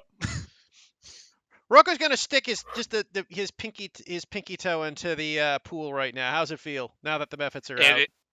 It burns like a motherfucker. Hey, right, you want to hit that with a ray of frost quick? Just one. Speaking of Wainwright, Yay! Hey, Cam. Speaking about Rainwright, I'll fucking kill you. Good news, Barry survived. Wait, I've been getting hit by fire damage all night as a barbarian. I'm not happy. You are mortal like the rest of them. Yeah. It was me. I was the one dealing the fire damage. And since he's got less hit points than Rocco, that's really bad. Yeah. They rolled a fucking 2. That's why you always go for averages, 2.5. there, man. Averages, you never get good, but you never get bad. Hey, either. Maybe I could. I Get fucking nailed that 2.5 hour prediction as well. Look at me fucking go. Oh So, extra kid. Cam just finishes early, but is like, no, I gotta wait a few more minutes. So to That way catch it's you up, perfect. Cam, we just literally killed those fire demons. Andy survived. We put out a forest fire. We wandered around for a bit, and we just killed some steam mephits in a pool. And Rocco's asking you to cool it down a bit. Also, McGruff, the crime dog, is canonically a deity in the Humblewood universe. it is not. Stop saying that. It will never be a thing. It will be Wait, a thing. The god of law and order. Wait, what's a deity? Scruff McGruff, the crime dog. I can't relate. It doesn't exist here. Okay, what about Smokey the Bear? No, that's very clearly an American thing. Yeah, no, that's a very American thing. Yeah. Cam, I'm Smoke the disappointed. Bear is an American thing. I dude. know what Smokey the Bear is, but it's objectively an American thing. I don't give a shit about Smokey the Bear. I'll fucking deck Smokey the Bear. I'll set his fucking pants on fire. I don't give a shit. Does he wear God pants? damn. I don't Fucking think- I hatred don't for think bears. Smoky can compete with the shit you have down in Australia, dude. That's I don't think Yeah. you can fucking eat. In any case, guys, yeah, so we just killed some mephits, and now we got a steaming pool of hot water that Rocco asked Wainwright just to try to cool down a bit. I don't think I actually have a spell that I can do that with. A ray Oh of no, I do. frost? I have Rainfrost. Yeah, I have Rainfrost. I forgot about that. Yeah. Okay, I'll beam it with a Ray of Frost. Okay. Just roll me damage just for my own curiosity at this point. Alright. You cool it down a little bit. It's still pretty hot, but it is showing signs of cooling down. Is Ian's it gonna hot stick tub his level big- yet? No, not yet. Ian's sticking his big 40-foot pole in it. You Nice. could, Nice. it'll probably take Go, another. boys. Alright. You can't really miss the pool, so go ahead and roll your damage, I guess. Oh god. 3. It's getting cooler. You could go in there. It'd probably be uncomfortable. Ian immediately goes in there. It's Immediately. fine. It feels so good on your burns. Yep. Do I find anything in here? Make me an investigation check. Oh, At disadvantage since you're searching underwater. oh you're asking the wrong person. Well, I you're the one that wanted. Oh Oh my my god! 15! Bro! So, Cam, we made a joke. I rolled a nat 20 on a religion check earlier and got an 18. so, No. you thoroughly search this pond, and you find. You know what? I'll be nice. Roll me a d8. A D8? Yep. 6. You find 6 copper pieces and 1 gold piece. Ian gives the gold piece to Rocco. and then is gonna search around again for any really cool rocks. Make me another investigation check. Disadvantage? If you're searching in the pool, yeah. Before he does, Rocco will just tap him on the head with a guidance. Oh. 5. The rocks here are just not that interesting. What? No, wait. Chronal shift. Let that deer have its rock. Roll again. 17.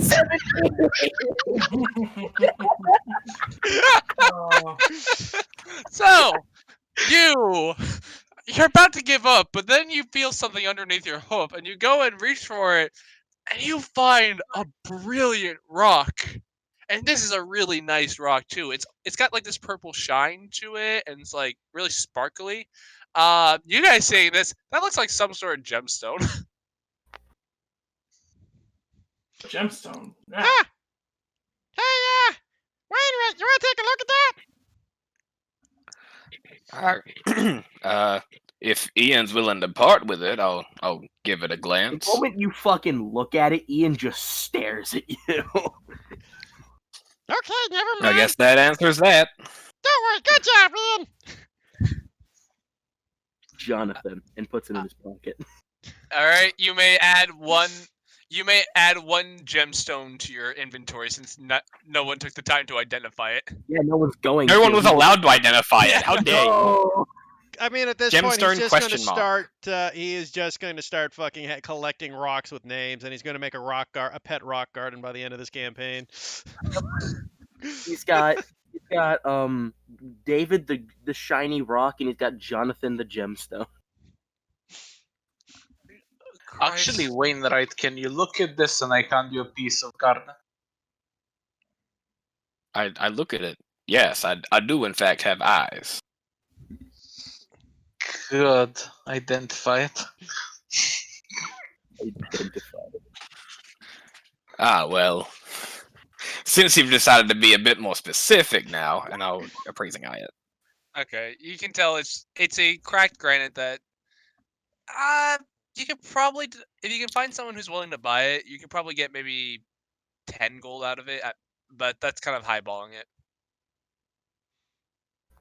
Well, since it's damaged, it probably won't fetch that much, but there might be someone willing to pay for it.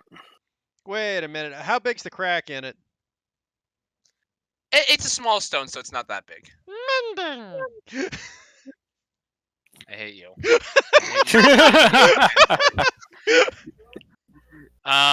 Okay, you cast mending. Yeah, the crack seals. You've worked with gemstones before. You kind of get an idea that this. You probably can get now 20 gold out of it. Hey, Just well doubled done. the value. Can I know out of character how much Ian's gemstone is worth? Do you want to make me just a general intelligence check? Oh, I would love to. 9. Not a clue. It's a really shiny rock. Chronal shift. Let that deer know. 11. People tend to like the shinier rocks. It's got a pretty color to it, so you can imagine maybe someone's willing to pay you Ian for likes it more. What? Ian likes it more. They can't have it. He looks over, and anyways, Roko's just gonna look over at Lyran and go, by the way, I want my share of that after all. Services rendered and all. Sure. I doubled the value of your stone. I hate everything about you guys right now besides Wainwright. Ian's gonna put Jonathan away in his pocket and grab the. I love how I have like the one combative character class thing for the Chronal Wizard, and I am using it. Meme. You're using it to encourage the barbarian. Yeah. Well, I also encourage it so I could have my charcoal. Anyway, so we'll go back to our cart with our with our waiting person. Oh, good. Apparently there was horrible steam firing methods in there. Figured we'd take care of it. Oh, I saw. Oh, so everything you weren't that far off. Ian holds up his rock. Look what I found.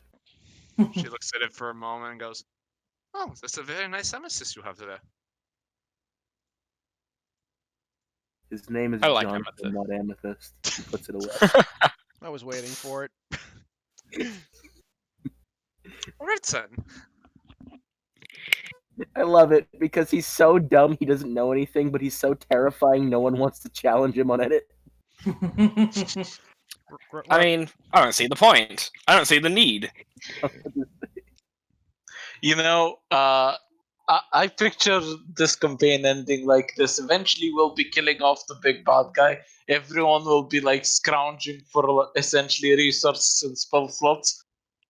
And once the fucking big bad evil guy actually falls, we're just gonna roll an investigation, and I'm just gonna go crumble shit. Let that man know. Anyway, so No, we need to find a way for Ian to learn catapult so he can just throw his rock collection at people. You can take artificer initiative? initiative at no artificer initiative at level 4. Rocco can teach you. Not Wainwright can teach you. anyway, so Oh my god. all right, guys, Wainwright- onward. Wainwright will build like a pocket catapult for Ian. So, out of curiosity, just for Wainwright, over the last couple days, did you want to work on anything while you were during long rest or anything like that? I'll finish off the Ray of Frost thing for Lyran. Okay, give me one more. Just give me one more tools check. Tinkers with int. Yes, I'll say yes. Yeah, easy enough. We'll say you give it to him today. You finish it. Yay! There I you am go. now a Took me a normal little bit. Took me a little while to scrounge up the materials, but there you go. Should be an exact replica of what I use. I appreciate it. So I hand you this really nice wand. It's got kind of this almost like crystal blue sheen to it at certain little points to it. There you go. You can now use your Like a- cantrip. Yeah, it's like a hollow barrel with a little handle. It's like a wand, but it's on like a slight angle from like the barrel to the handle. You know, guys, I just realized something else we could have done for instead of with the 10 is we could have just used the nest charm and camped under it. Because it's a 30-foot platform. Yeah. Yep, absolutely could have. I have no context for what that means. Nothing. Rocco built built a tent. Rocco built a fucking 30 gold tent for the party to sleep in. No, no, we're not calling that a tent. Rocco got a fucking bag and built a Turkish fucking palace. All of us plus a cart would fit under that. I'm sorry, that's a Turkish fucking palace.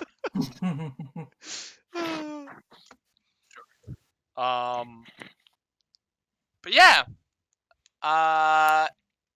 You guys continue on with your day without incident. You just hear in the back of your minds, though. Bother me not again, oh pitiful creature. Yep. You swear, but you're not sure. But you move on. That's Jonathan talking to us. He's pretty upset once you go home.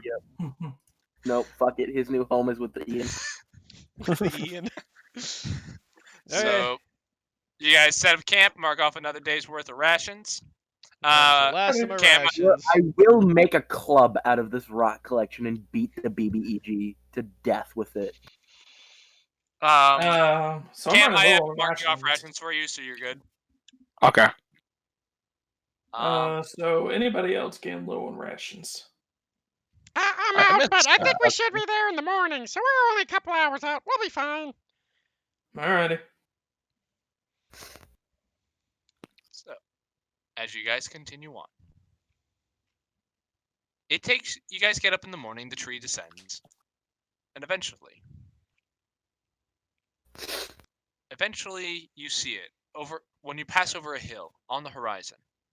You see this massive tree stand before you. Its branches stretch wide, and it looks like they reach out for miles. I love how the branches. I mean the roots are actually overtaking the actual trees. Jesus. Yeah, no, like you can see these massive roots sprawling out, covering the forest floor. And as you get closer, you can see what looks to be more movement, small dots, kind of moving along it. You're gathering people, and as you guys approach, you guys are now finally at Elder's Heart. Sweet, let's go hit up the council, guys. Report in. Get our big reward. Be heroes. Hit level 7. We get to Elder. Finish off the campaign. Oh, thank God we're here. It's all over. So, Man, this is. Nothing else could possibly go wrong. What else could they need us for? We delivered the message. yep, campaign is nearing its end. You guys now are level 5. All right, 7. Yeah, I've already leveled up. So, but yeah, after a few hours of traveling closer, watching the running rows, you see this immense tree trunk. The branches are blocking out sunlight. You can just see this large shadow underneath that's just being cast by this tree. As Elsa just walks up and to all of you and says, "Well, this is it. We finally arrived to Elder Hut." As you guys are now kind of reaching the base, she gestures upward to a network of platform and bridges from the canopy above. Closer inspection in the tree shows that rough steps have been carved into the trunk at a distance. Those steps are almost impossible to spot from like a distance, but you guys, having the above average eyesight that you do, can see it. Rocco just looks at it, shrugs. Who needs steps? And So for those of you who would like to take the steps, Like the fucking civilized person, Ian's gonna use a step. Most civilized thing he's done ever. So you and your companions emerge from the winding staircase stairway up the trunk into the canopy, filled with a bustling city of life. Buildings are located within the foliage, and crowded roadways are sculpted from the giant branches. The roadways are connected with ropes, wood bridges, and carefully positioned platforms made of timber. Birdfolk Guard, commonly known as the Perch Guard, can be seen keeping watch throughout the city. Laborers operate pulley systems that can be used to raise carts to the canopy platforms, which is what you guys are doing also. Have we lost Jordan? Yes, we did.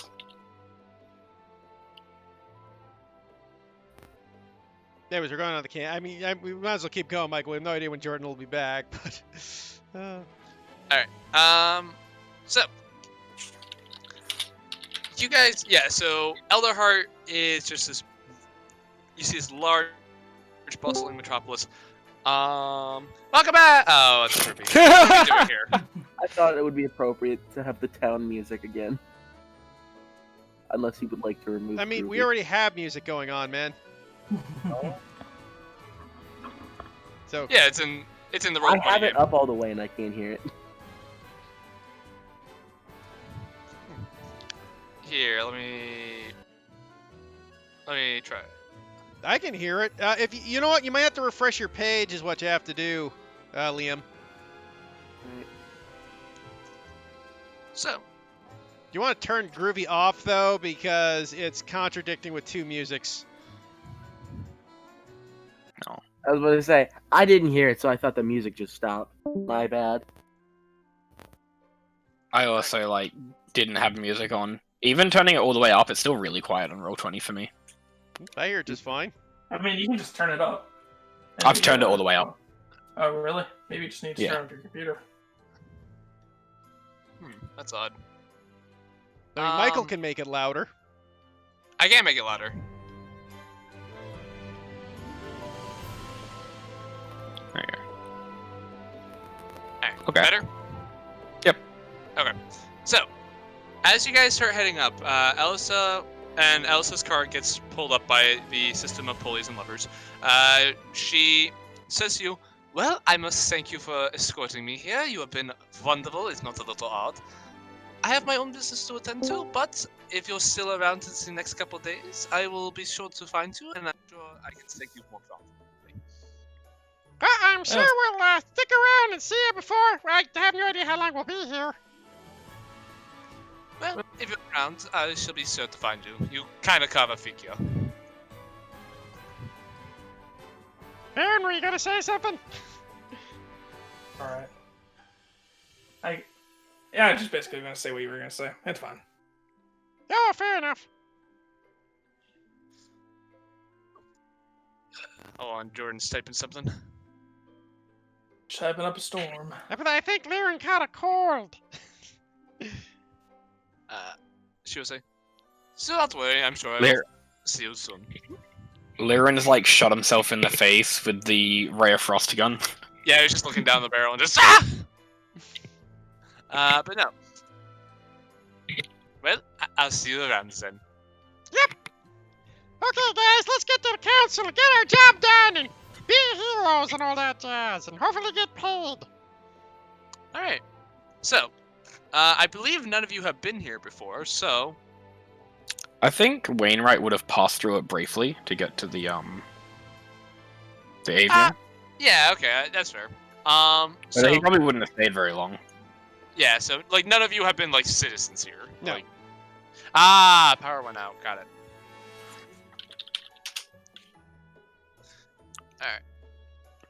Alright. Alright. We'll just continue on for now, but... So... You guys are not familiar with... You guys are probably gonna have to... As you guys are making your way through Elderheart, there's a lot of, like, winding tunnels. It's very easy to get lost here if you don't know where you're going or how the general layout of the area works. How are you guys aiming to find the council? I mean, Go up. I mean, you'd be straight up like, look, yeah, go up to the first person we see is like, do you know where the council is? And if they say no, we keep doing that till we find someone who knows where the. I'm pretty sure it's a safe conclusion that the council is at the highest possible point, so we're just gonna keep going up. Yeah, but we'll ask people on the way up. Okay, yeah. I'm just gonna turn to Ian and just say, please make sure to hold on to the guardrails when you see them. Don't want to try and catch you.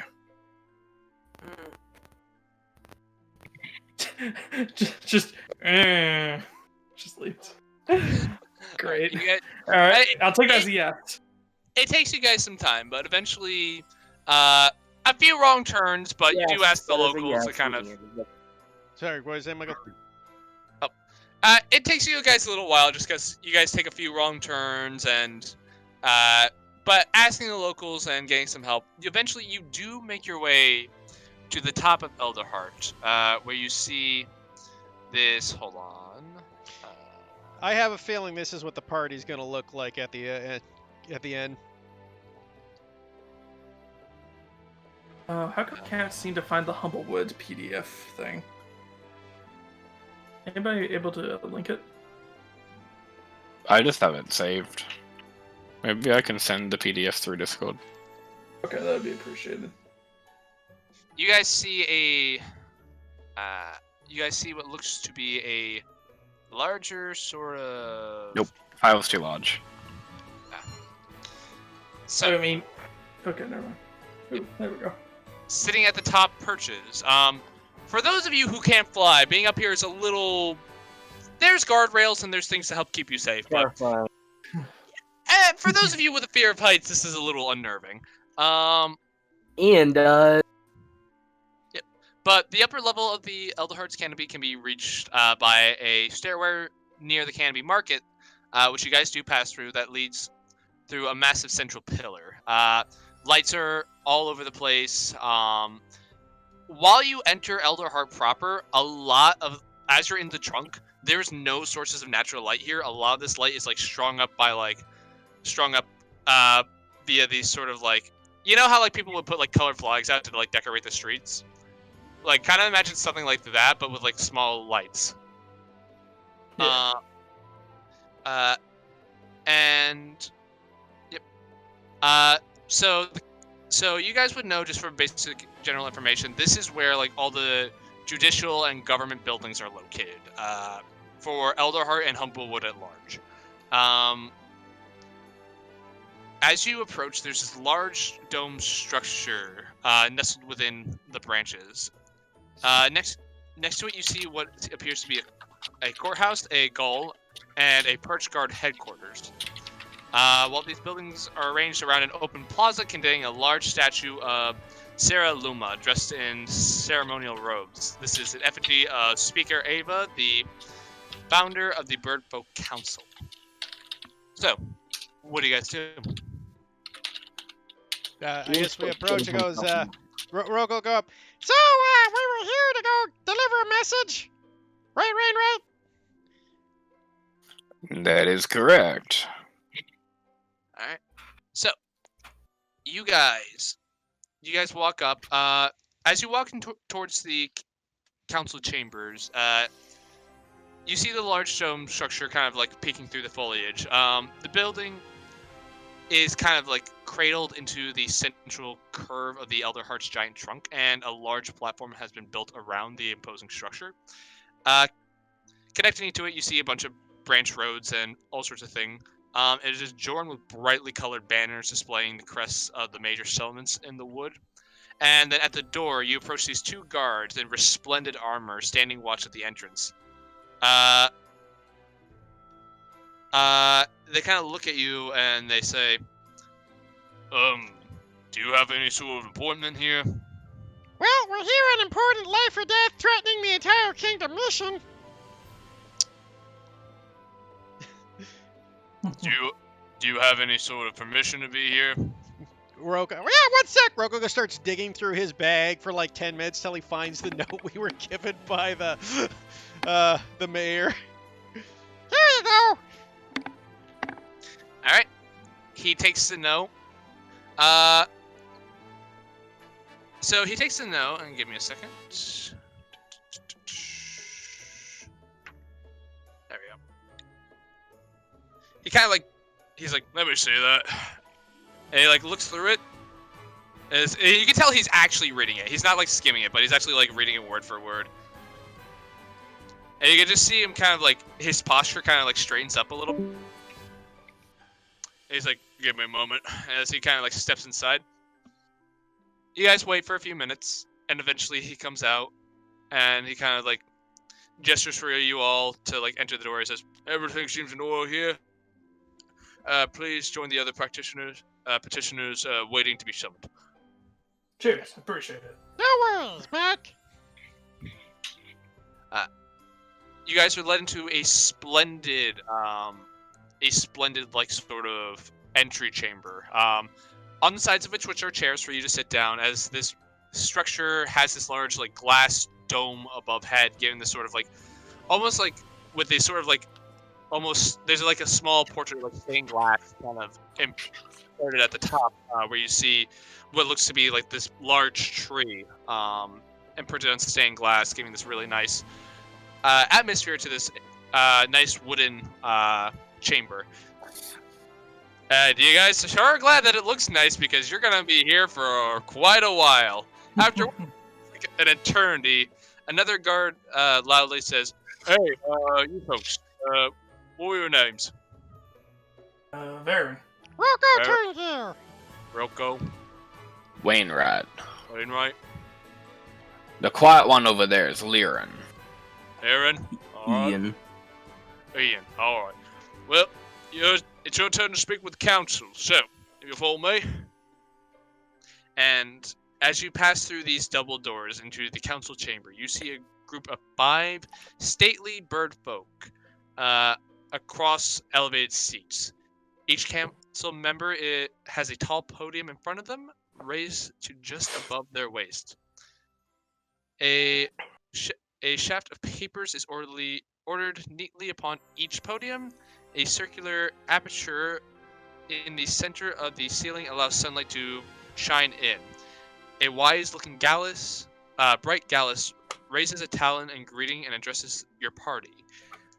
You now stand in the presence of the Birdfolk Council. I am the councilor speaker, Beta. Please state your case. And just to show you a picture, because I believe I do have one. Yes, I Oh do. boy. Oh boy.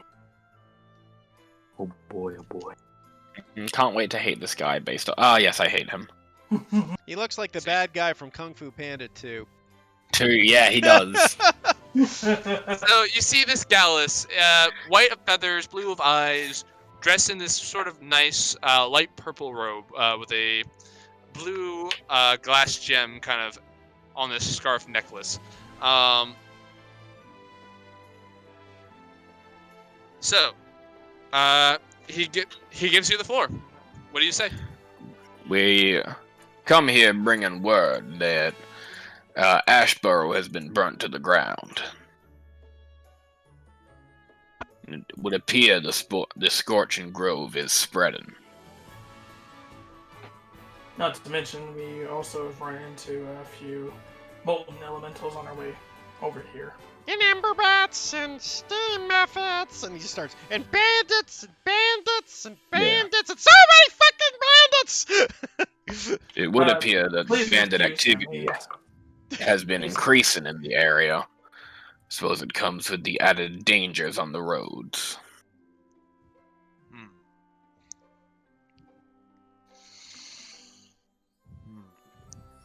And you said this is disturbing news.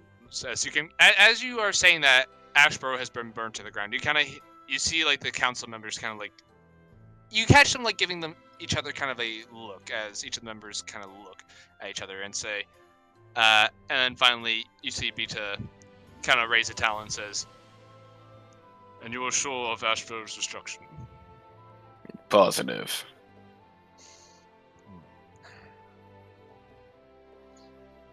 Are you simply here to inform us, or do you have any sort of request? Then? We were sent by Elder Erdogan of Meadowfen to bring the news.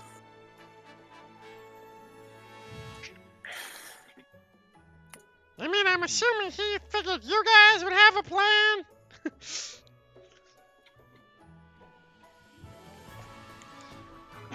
You can see them kind of like contemplate for a minute as I read something real quick. Okay. Welcome back.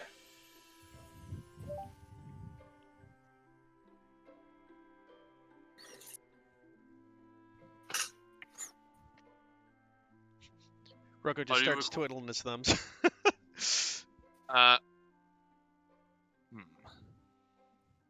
Let us. Are you requesting aid then? I don't know, was he think they are. requesting? I assume he was. Wainwright, you were the one working out the details. Yes, stopping the scorched grove from spreading is extremely important, and if anyone has the resources to deal with this, it would be the Alderheart Council. Am I not correct? You would, in normal circumstances and times, you would be, yes, but unfortunately, the rampantry of bandits are spreading the Perch Guard thin. Really? Oh yeah. We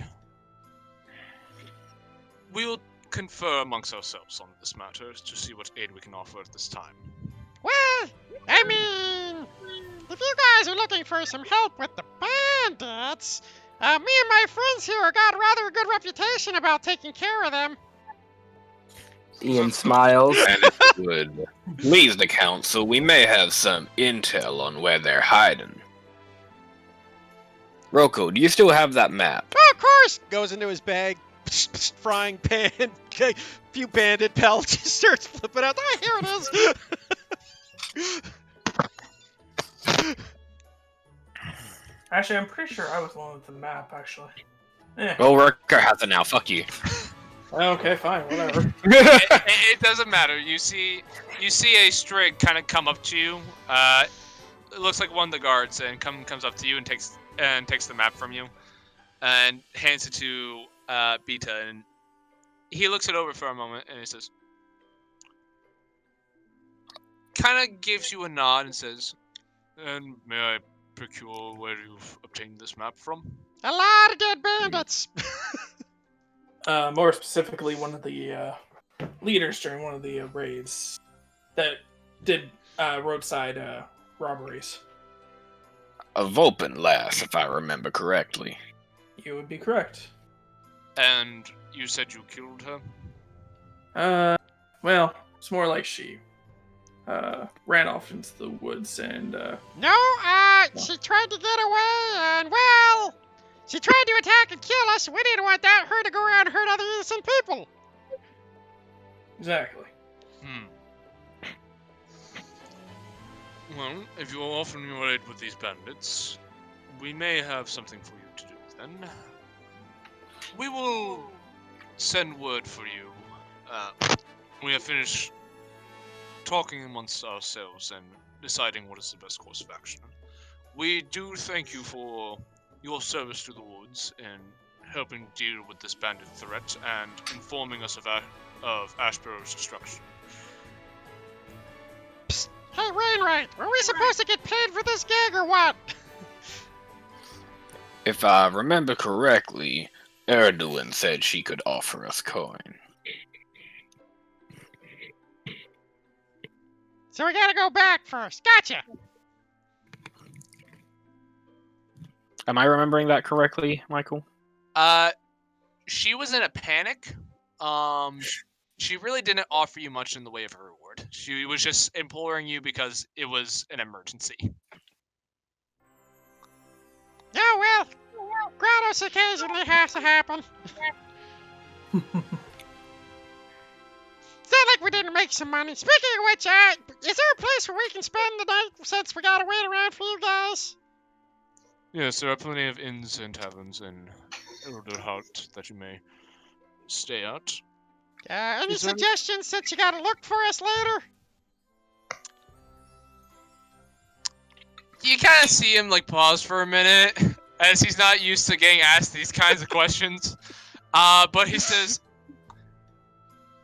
"Unfortunately, as I have residency here, I'm not in need of the services of inns, but the Trunk District has many businesses there. You're likely to find something there." Oh, okay. How do you want to get a hold of us when you figure out anything? We'll send for you. It's no offense, but you seem to have a very striking figure about you. Oh yeah, that's awesome. He just puffs up. Once his again, chest Ian next to- smiles. Rocco Once just again, puffs up Ian his chest. smiles and stands up next to and Ian. does the same thing. Yes, he No. We do thank you for the trouble you went through getting this information to us, but if there's anything else you'd like to bring to our attention, now would be the time. Anything else you got? Oh yeah, the mayor. Oh, what the fuck? 1 second. Rocco said he was gonna do this. He is a magistrate, by the way, not a mayor, but continue. Walden Crane. Yeah, Walden Crane. That Walden Crane guy. You might want to keep an eye on him. He's a little crazy. He tried to get us to murder an innocent lady. You see his eyebrow cock up at this and just says,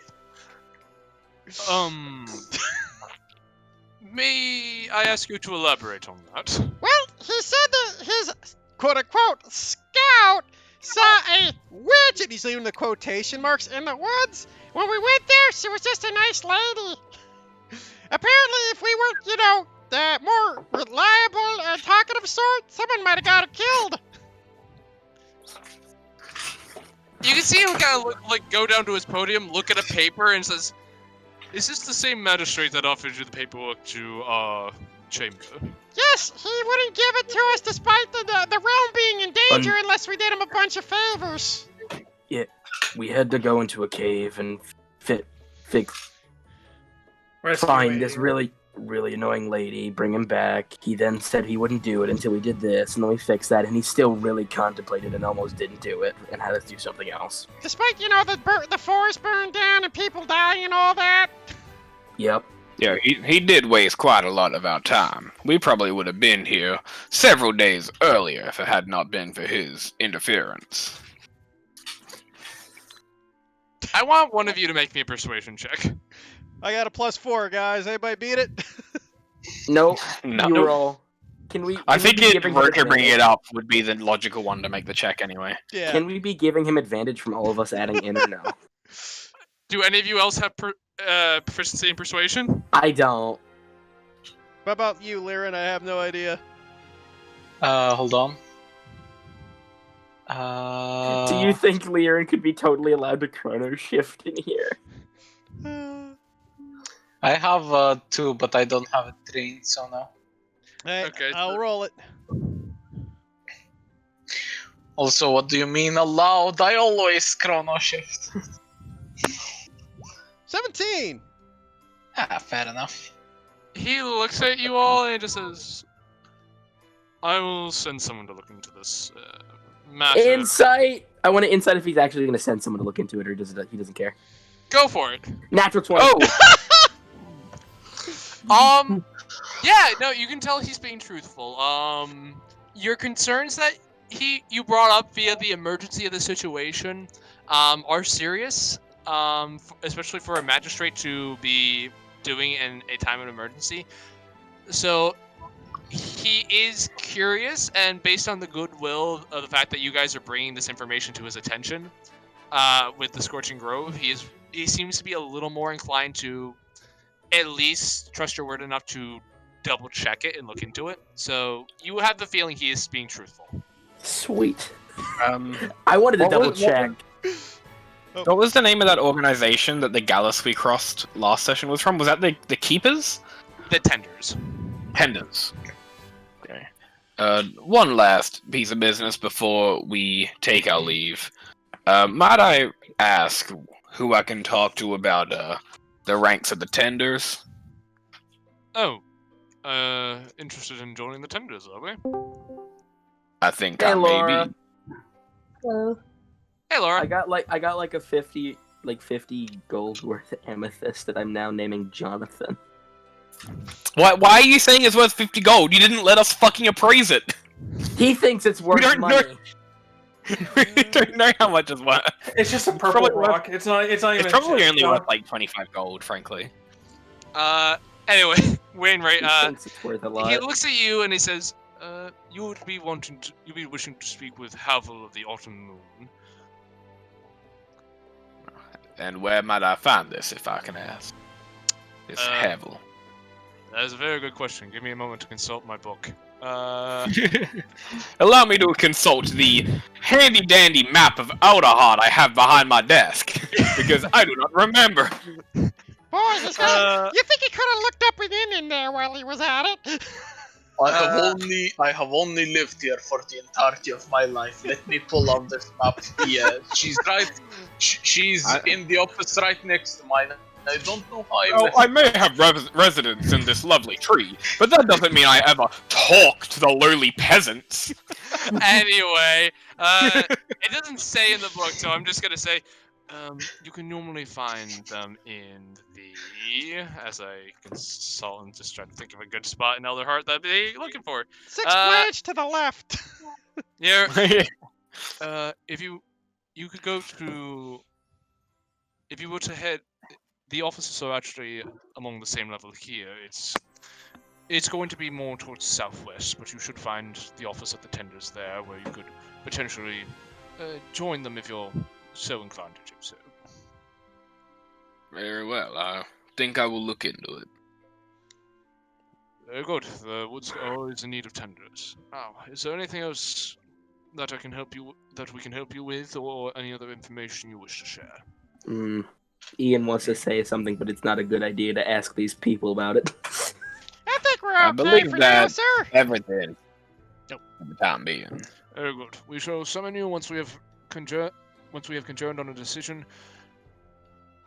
We will expect to be called in by tomorrow. Sounds good. Okay, guys, let's go hit the marketplace and end the end. Very well. May the woods look onto you favorably. You too, buddy. Alright. You guys are then escorted out back into the top of the canopy. You guys have free reign in the city. Anything in particular you guys are looking for, trying to learn about the city? Wainwright will go talk to Havel. I'm pretty sure would Roko want to sell his shit? Yeah, we're gonna go start selling get some shit for that we've been collecting, because I got too much weight on me. I also Right. have 50 pounds of shit on you of your stuff as well. Yeah. Alright, so we're gonna split this up. Let's do Wainwright first, since he was the first person to ask, and then we'll get back to the rest of you. Anyone else do anything? I'm gonna probably go and steal my shit too. I just got like a shit ton of swords and armor and shit, so you know. Um, How have you kept those away from Rocco? I don't know. It's honestly kind of surprising. They're not scrap, therefore Roko doesn't want them. Yet. Alright. Wainwright. It seems you are separating from the group. Anyone going with him, or are you all going to sell your crap? I'll hand the garnet to Rocco and head with Wainwright. Okay. Alright. Considering that's the only thing I have for essentially selling, so. Alright. You guys head off to Wainwright and Lyron. You guys head off to go to the office of the tenders. You enter, so you go southwest and you find this building. It's surprisingly humble for one of the more prominent organizations in the woods. And as you enter, you see this, again, a glass dome lets in lots of natural light. I made a pun. It's humble for the woods, Michael. Humblewood? It's the name of the campaign? I must now commit seppuku. Hold on. Anyway, but no, you guys enter into this building. It's made of wood, but the greenery in here is lush and very lively. And as you are sitting there, you can see what seems to be a young Vulcan woman sitting at the desk. And as you enter in, she says, "Oh, hello. May I help you with something?" Greetings. I'm here to inquire about possibly joining the tenders. Oh, in that case, you'd be wanting to speak with Havel of the Autumn Moon. Yes, so I've been told. Yeah, I can check if he's busy, but he's usually very happy to work with any prospecting tenders. Are both of you interested, or just you? I kind of just look at Lyron. I have no idea what he's planning. He's just here with me. I know, right? Lyron's entire idea was marketplaces are full of people, therefore this place will have less people, but now he's in front of people. This is bad. I'm gonna just pretend to roll an insight and just say... Yeah, Lyron's gonna stutter and just confirm, but it's one of those confirmations that he gives because something is expected of him, not because he wants to. Essentially. I believe my companion here is just keeping me company. Ah, very well. Well, no matter, I shall inform Summer Blossom Havel the Honor Moon that there's a potentially new recruit. Give me a moment, and she stands up and walks away. It takes about a minute, and she walks back, and you can see. As she's in the other room, Wainwright just turns to Lyrin and he's like, "Good grief, lad! Gotta get a hold of yourself." You're starting to turn into people. Lyron doesn't like that.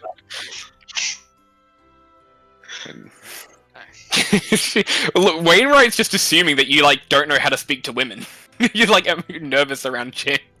Every time, it is true. Every time he's been around a woman, Wainwright has been there, and Lyrin has had trouble speaking. No, I've spoken to the merchant that travels with us. It's more like social circumstances that Lyran doesn't like things like marketplaces, shop stalls. What is that? Inns. So is this Havel? Give me a second. So as after the minute is up, she walks back out, and following behind her, you see this frail-looking Gallus, but he kind of comes in with this sort of like force of personality. Says, "Oh, new tender, I hear. Yes, is that you, young sir?" I hate him a little. I am interested in the organization. I'm afraid I don't quite know what your tenants are, and I was hoping to discuss that with you before I make any commitments. Yes, of course. Yeah. And you can see he's walking with a cane, but like he has like movement behind him. Like he's an old man, but he's definitely got some spirit left in him. Says, yeah, he's faking a limp for that like late movie reveal where he kicks the shit out of like 3 people that try to attack him. Maybe. So he like leads you back into his office. He says, follow me. So as you walk into his office, it's not very much decorated. You can see a few shelves of books. But you can also see what looks to be more of a banner on the side. Again, there's a glass ceiling, so light is coming in. He has a very simple desk, and upon it you see what looks to be some sort of like... Hey, Michael, you're kind of cutting out there. Oh, am I cutting out for everyone? No, he's fine for me. Okay. It's you, Andy. Oh, is it? Oh, shit. It must be. So, and you can see what seems to be sitting on his desk, some sort of like symbol of the tenders. It kind of looks like the pin you saw on that woman earlier, a couple days ago.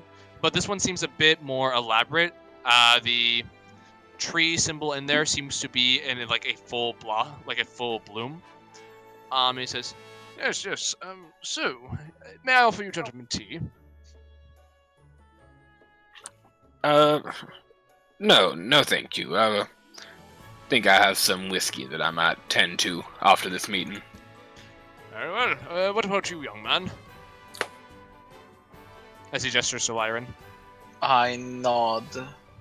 Yes, very good. And as he kind of goes and goes back behind him, and he kind of like pulls out a tea kettle with a teacup and gently pours it in and hands the plate with the teacup to you. Like, my own homebrew. There you go.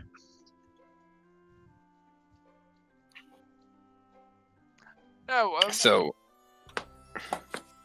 if I just might inquire about the tenets of this organization, it would appear to me that you are a force for good, if nothing else. Well, I would like to think so. But, more so, the Tenders is an older organization. Many of our ranks spend their life as tree shapers, members of the community who learn to speak with the trees of nature, in nature in itself, and help commune with the trees and the humblewood in of itself, to help shape trees in such a way that is allowing for bird folk and whatnot to make their homes in. That tends to be one of our core responsibilities, but one of the things we are most well known for is our tending of the Scorched Grove. It is our organization that helps keep it in check, and much of our members devote a lifetime of studying to this unusual phenomenon. It's a very interesting thing, though it is still a great mystery to us. We're working Indeed. tirelessly. Yes, we're working tirelessly to try to contain and, more importantly, heal the wounds of the Scorched Grove. Other responsibilities would tend to be tending to nature, helping those that we can whenever disaster strikes, or whenever people are hurt. We are usually called in to help tend to those injured. Now, I must admit, my primary concern and reason for inquiring is also related to the Scorched Grove. Having been raised in Ashborough, I have dedicated a fair amount of time to teaching myself ways to defend against the Grove. Ah, yes, Ashborough. It's been some time since I've been there, but how are things? Well, I, too, have not been there for some time, but just recently it has, in fact, been burnt down. It You see a would look appear like- that the Grove is spreading. You as soon as you say that, there's a look of genuine surprise upon his face as he says, "Oh dear, that's rather unexpected. That's a very rapid development." You can kind of see Well- like his eyes are darting back and forth, like he's thinking. I think that it perhaps could have been done with the help of bandits. I did hear that there was a bandit raid around the same time that the town burnt down. Awfully tragic. I'll have to see if I can talk to those high on the chain with me. See if we can't send more aid that way. We did just meet with the council and let them know, so hopefully they can reallocate some resources. Ah, yes, good. Well, keep in mind the council and the tenders tend to work together, though they do not have direct oversight over us, as we are our own independent organization. Actually, a little older than them. But, no, this is serious, though. I will be sure to pass this along. He kind of seems like a little in disbelief. And he says, but, to continue on with this, what were the... So, are you looking to join us, or is there something else? I believe I am interested in joining, but I am currently traveling with a group of companions, and I'm wondering if joining would add some responsibilities that would disallow me to continue. Well, for joining the tenders, it is often considered to be a... while we do not enforce any sort of lifelong commitment, it's often seen as a... I guess for lack of a better term, a career of sorts. If you were to join the tenders, you would be held responsible to undergo training.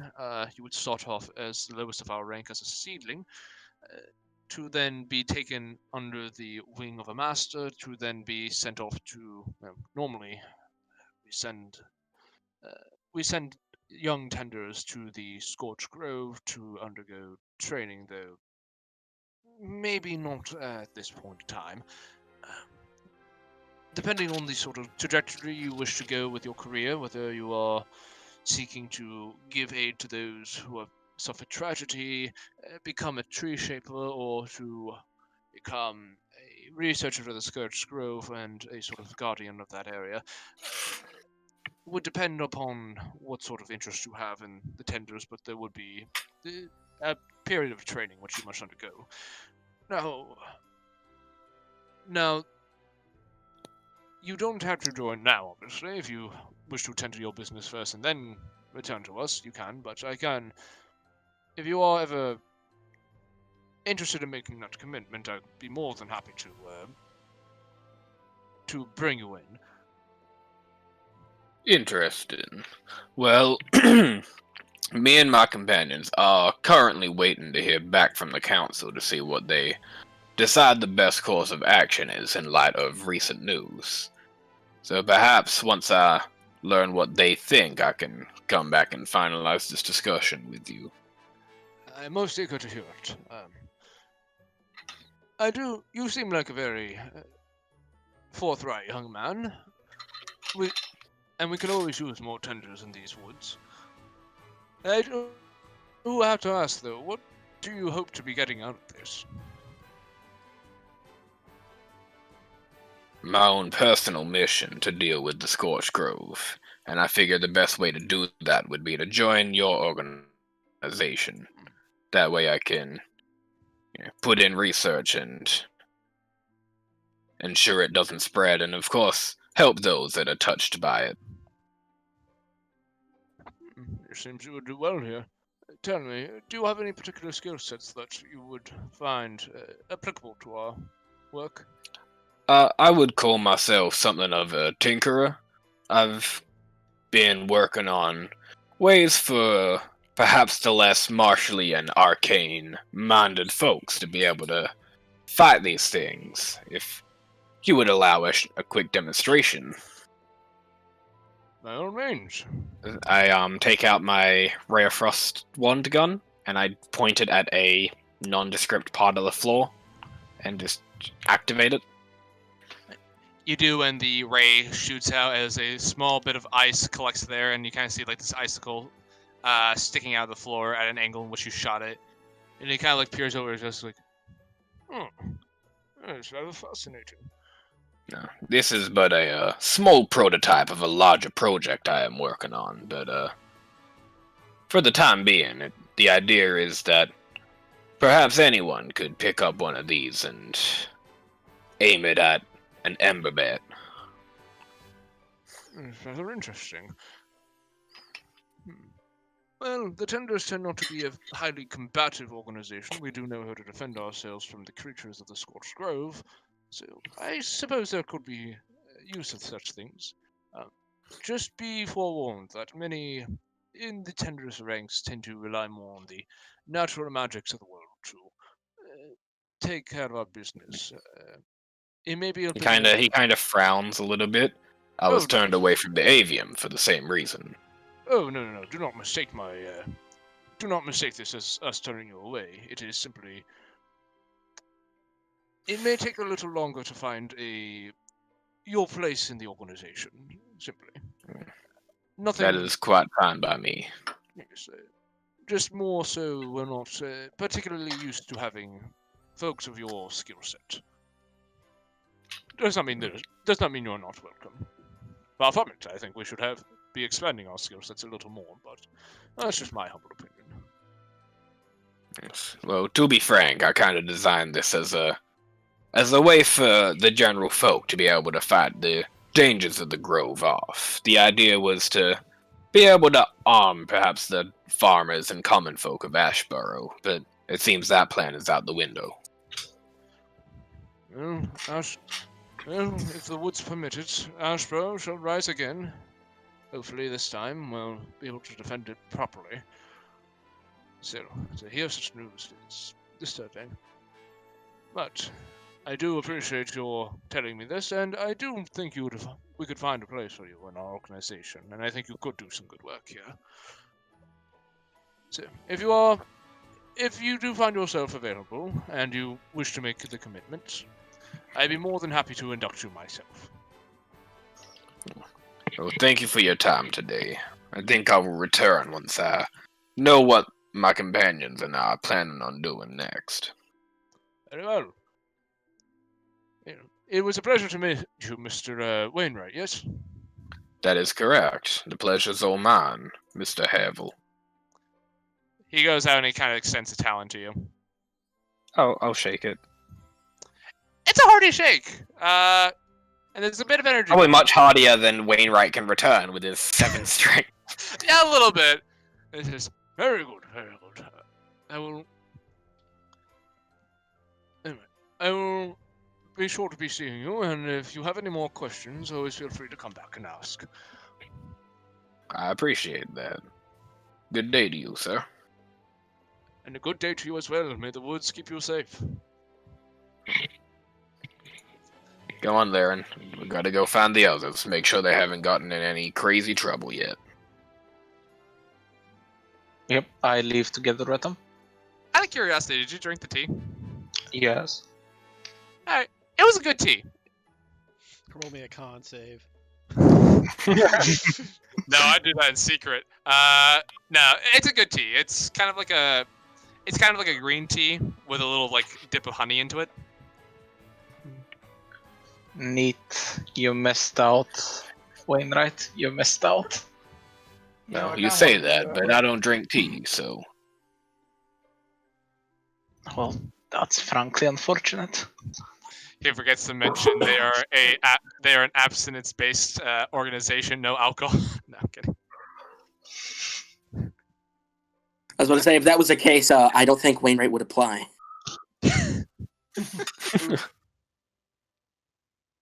I believe in your entire cause. We share all ideals. You're an obstinate. Never mind.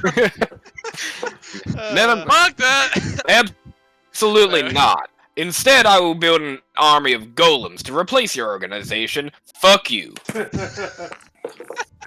Fuck you, I'll So- see you tomorrow. So you guys make your way out. Out of curiosity, what are you two gonna? Are you guys gonna try to find your companions again, or are you guys just kind of wandering off? Well, doing we're your gonna own look thing? out specifically for Ian. Fair Good enough. to know I am the So- land. I am like how people find this group. You're honestly when people You're a walking mountain. yeah when people say you strike a figure, they're mostly looking at Ian when they say that. Yeah. He does kind of stick Um, out like a alright. sore thumb. We need to find the 6 strangers. How Wait, do we find Would them? I have actually Go seen outside. I have a Yes, question. I'm outside, sir. Do you see a giant deer? Oh yeah, he's just that way. It's about 3 blocks to your right. I have a question. Yes. Would I have seen any other pronghorn servant at all here, or any other servant here at all, or You have seen a few servants around. None of them though longhorns. all right? Yeah, longhorns tend to be a bit more on the rarer side. That's why I was asking. It's like, hey, maybe I could find another one. They're pretty rare, but hey, what are the chances? Nah, just casually walking about, you have not seen one yet. If you'd like to search for one, that'd be different. Just look. Okay. So I guess we're gonna go shopping now. All right. As you guys are looking for places to shop, can I have one of you roll me an investigation check? By the way, as a side note, we spend an entire month looking for bandits and find no one. And we return to the council going like, nope, there are no bandits left. Meanwhile, the council's like, what are you talking about? They've been attacking constantly.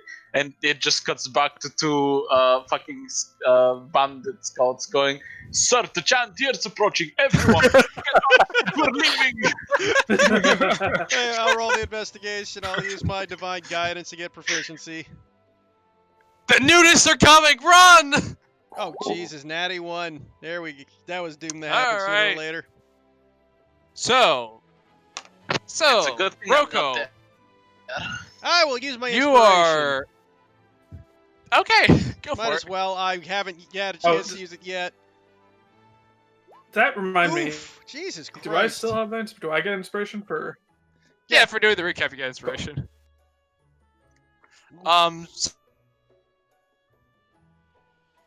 You spend a good amount of time, and eventually you get. Most people are kind of ignoring you, given the fact that you're covered in dry blood and have the looks of a crazy man And on have you. Ian. Yeah, and you have Ian. You have someone who looks like they should be a bandit, Ian, and then you.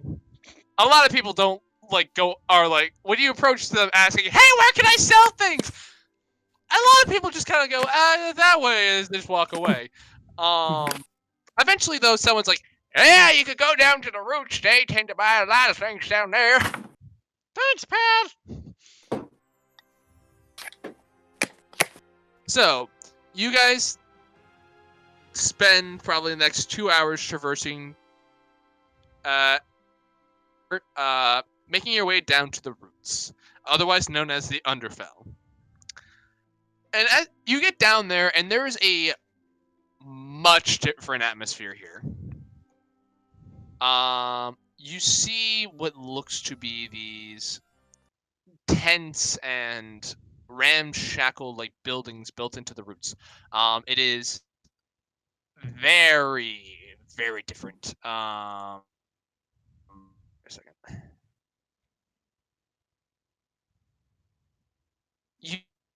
You see what looks to be the people down here.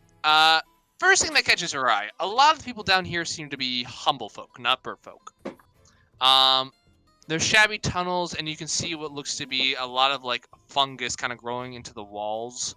The place is kind of poorly lit, and you can see a lot of people who look like they have soot on their clothes, ash in their fur, and a lot of shady types. And there's this sort of like damp smell to the place. You look around for probably another hour, and eventually you find some guy telling you, he's like, "Yeah, you can go down to Jeremiah's wares. He buys things, but on the cheap. But we'll see what you got." So I was asking for what we had to sell.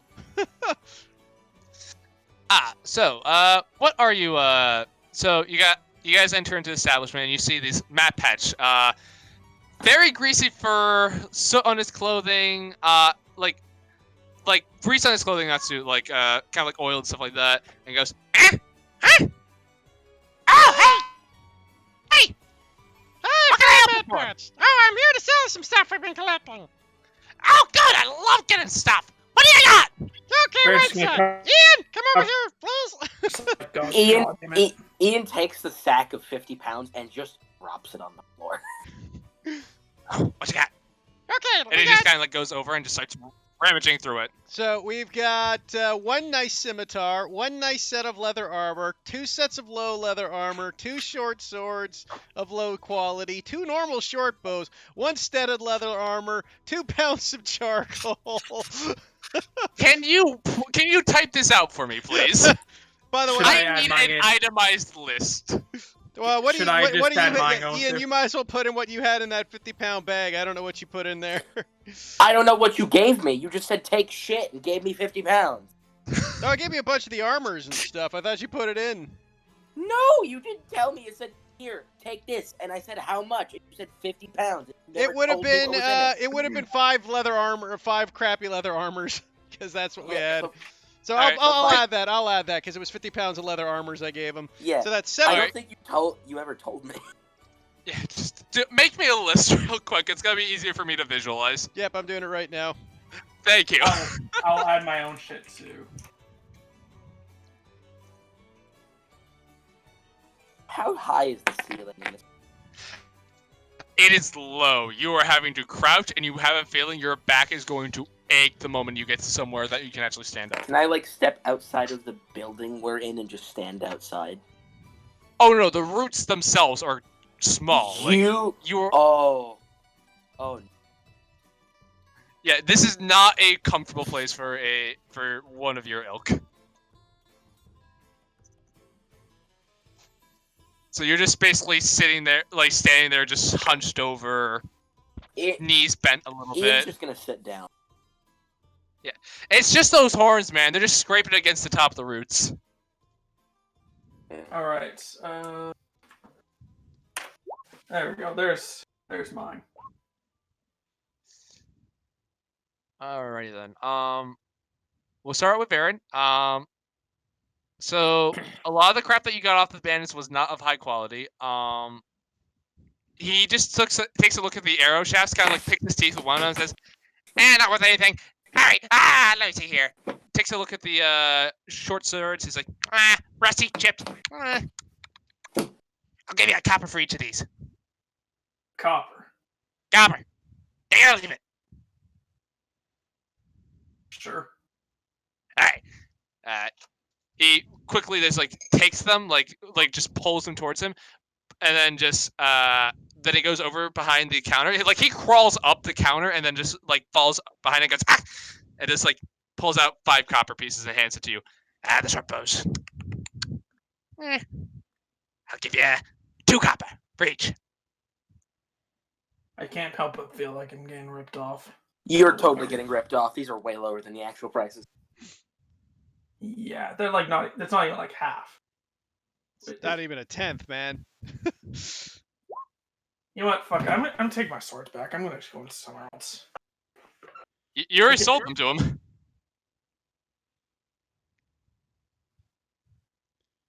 Let's. Hello? I'm very interested in how he wants to respond to that. Like, no refunds. Well, I'm not asking for a refund. I'm asking for my shit back. That's not a refund. I'm just getting my property back. But You sold it. It's mine. It is. Fine. Baron's just gonna stare him down, but he's gonna twirl like one of his daggers. And now, if you guys are gonna, while you guys are selling your crap, I'll be over here. I think it would be better if we just went somewhere else in general.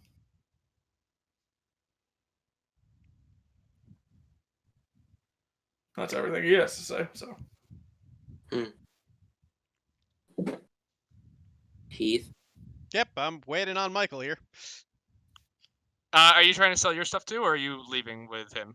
I look at this stuff and goes, "Yeah, listen here, pal. Don't try to kid a kidder. We're both mad patches here." Yeah. He's trying to outdupe the raccoon. So, you brought me a bunch of torn up leather, some rusty swords. Not too many people are gonna want this.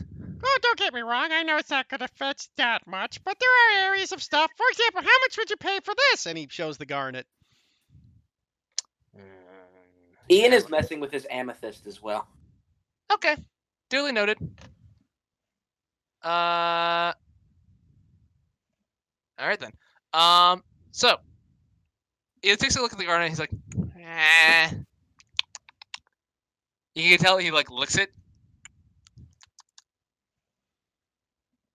For this, I'll give you 10 gold. Now I know I'm getting ripped off here. Ah, never mind. Come on, Ian. What? That's gonna make a profit. Ian slowly collects all of the stuff Tell again. you what. How about we work a discount deal and maybe in-store credit? Does he have anything in here that looks interesting at all? I mean, I'm just looking for a pearl. You can tell immediately that you're not gonna find a pearl here. Okay. No, it's a lot of miscellaneous this and that. Like you see, like pots, pans. You see what seems to be very rundown equipment. Sheets that look like they're patchwork, like sewn together. Can I see price tags on these things? There is no price tags. I figured as much. So tell me, what are you selling them swords for? Which ones? Oh, those ones, and he'll point at some of the not so high quality swords. Those ones. Those ones. They're 7 copper. Well, at least it keeps a fair trade on it. Okay, I'll tell you what. What are you gonna give me for the 7 armor? You can see him like look at the armor. Takes a look. I still got blood on him. Tell you what, this I'll give you 6 copper for each of these. Sure, why not? That's that is 4 5 gold. silver. Yeah, it's 4 silver, 2 copper. There you go. 1, 2, 3, 4. And just counts it out for you and hands it to you. Give me. There you go. And you can just see him like take it to the back room and just like you hear a thud as he just scampers back out. Anything else you want? How do you like the looks of this nice scimitar? And this one was actually decent quality because this is one of the bandits. This was from the leader. Yeah, no, he you can see his eyes go wide. He goes, picks it up. Oh. You see him like swing it, kind of like with abandon as he picks it up. It's definitely better than what most people bring me. Tell you what, I'll give you 3 silver for it. Oh my Yeah, god. I don't think so, but thanks anyways, pal. And Roko leaves. The leather I was willing to go because it was just scrap. Ian starts collecting all of the stuff and putting it into a sack of shoulder. All right then.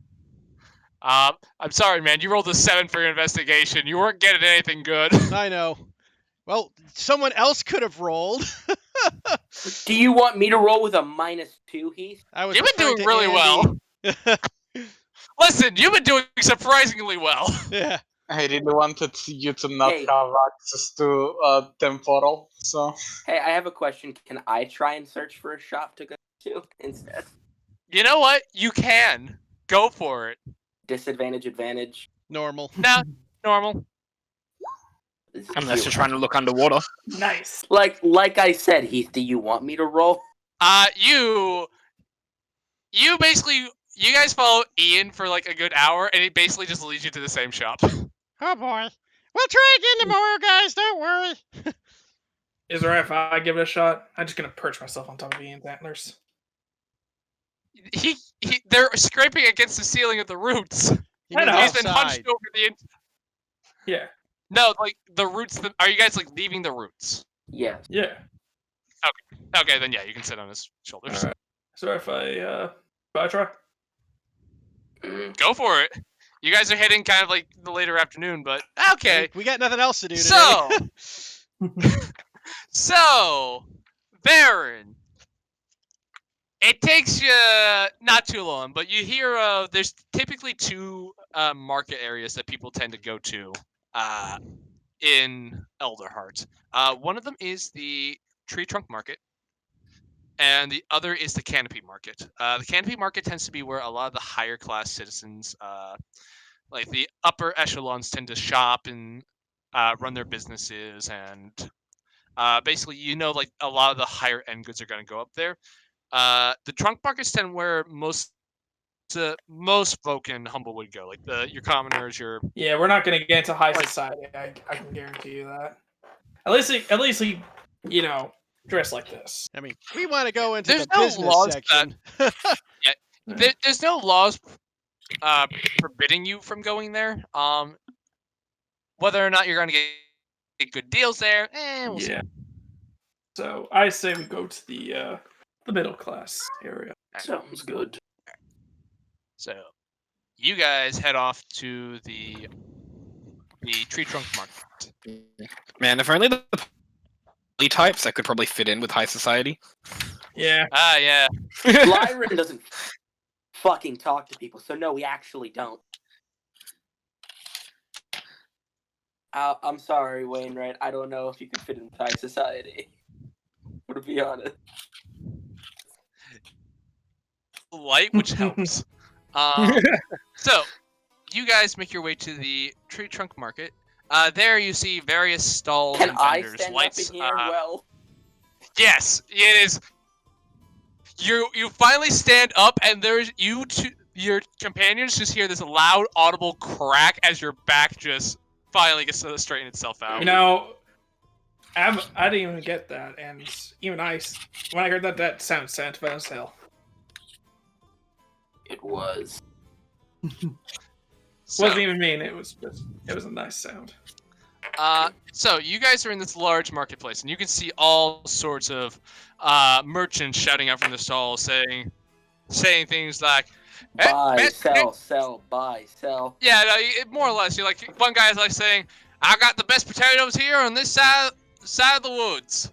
Another woman is calling out, "Toys for your little ones, decorations, wind chimes. I have it all. Come here if you want to find something perfect for your loved ones." You guys eventually though find a couple of stalls, specializing in the items you want to sell. For sake of brevity, So, Farron, we'll start out with your list again. You still have your short bows, your long bow, your arrow shafts, your basic poison, and your leather armors. Yeah, and 15 arrows. And 15 arrows. You walk up to a stand run by what seems to be run by a jerry bean, and he looks at you and says, "Well, hello there. What can I help you with?" Ah, howdy. Sorry to bother you, but I just got some wares I would rather take off my shoulders, if that's all right.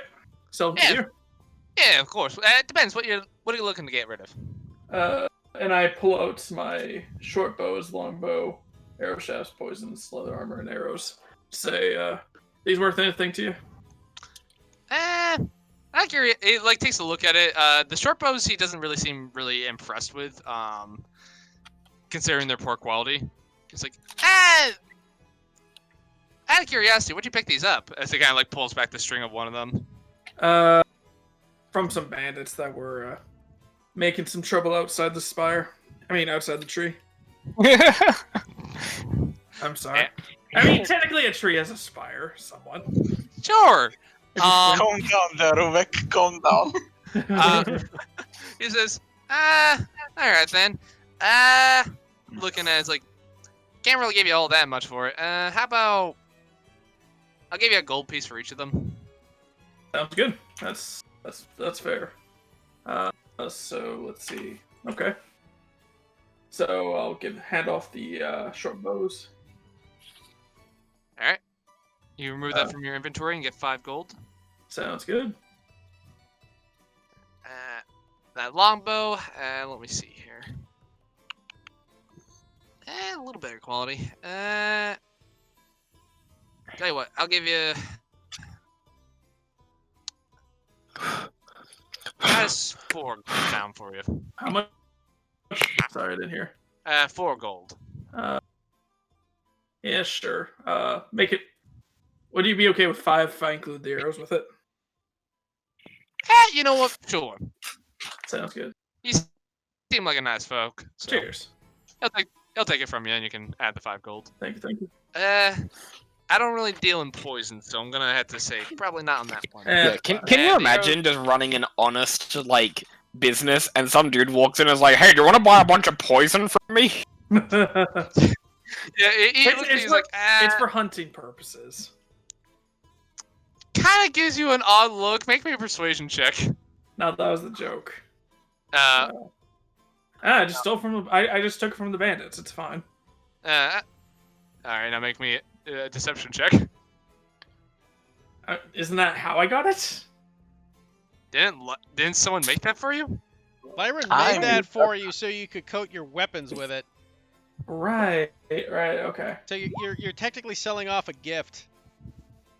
Okay, I didn't know that. Sorry. Then God, you fucking would, wouldn't you, Baron? You piece of shit. You fucking inconsiderate asshole. I genuinely forgot. I'm sorry. He looks at you and just says, "Yeah, all right. But no." You know what? I'll just take it. It's fine. Don't worry about it. Yeah, just be careful with that. He looks at it, and Lyron has put the insignia of the what was the school name? The school on the bottle itself. So he's looking at it. Yeah, I took from the bandits. Sure you did, buddy. Sure you did. No, the bandits just raided the school. That's what happened.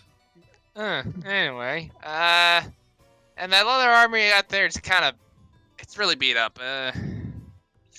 Wait, is that your old leather armor, or is it bandit leather armor? One of them is mine. One of them is what I got for bandit. Okay, one of them's yours. Right. Yeah, so it's probably a little better condition. He'll say, for the one that's kind of beat up, I'll give you 3 silver for it. All right. The other one though, let me see here. So he kind of takes a look at it as I flip through my book. I'll give you 5 gold for that one. Seems to be in decent condition. Cheers. All right, take that off. And cover the shorts. Suppose you ain't interested in arrow shafts. Not particularly, no. Alright. You wouldn't happen to have arrowheads, would you? I could get them for you if you wanted. Yeah, sure. You know what, I'll just give you 3... You can just keep the silver if you want, if you just want some of the heads. I can attach it myself. Yeah, sure. Alright. Cool. He hands you the arrowheads. Thank you. Cool. Now, probably not gonna sell the healing potion right now. I think that's pretty much everything I need to sell. Never sell healing potions. Oh no, I know. Alright. Well, anything else I can do for you folks? I got all sorts of general wares. Oh, I got some stuff I gotta unload too, if it's alright, mister. Yeah, no worries. I'll let my friends, my 2 friends, go next. Yeah, I'm not starting to kind of run out of space, but I could probably take a few more things off you. No, I don't got much. I just got this nice set of studded leather armor. And this was from a bandit chief. Ian drops the sack on the ground the moment he says he doesn't have much. Looking over the studded leather armor, it's nicer. It's still beat up. True. So he looks at it, he's like, that. I probably had to get it refitted forever. Buys it. Tell you what, 10 gold sound good to you? Oh, sure. I also have 2 of these short bows. If you're cool with a gold apiece, that's fine, like you were giving my friend here. Takes a look at them. Tell you what, 7 silver. Make me a persuasion check. He just bought 5 of these. I know.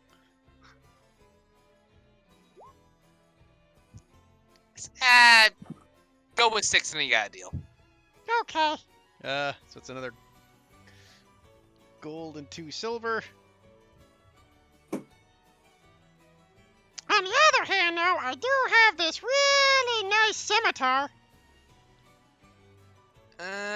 Taking a look at it, it is definitely a hot. It is like better than most of the crap you got off the bandits. All right.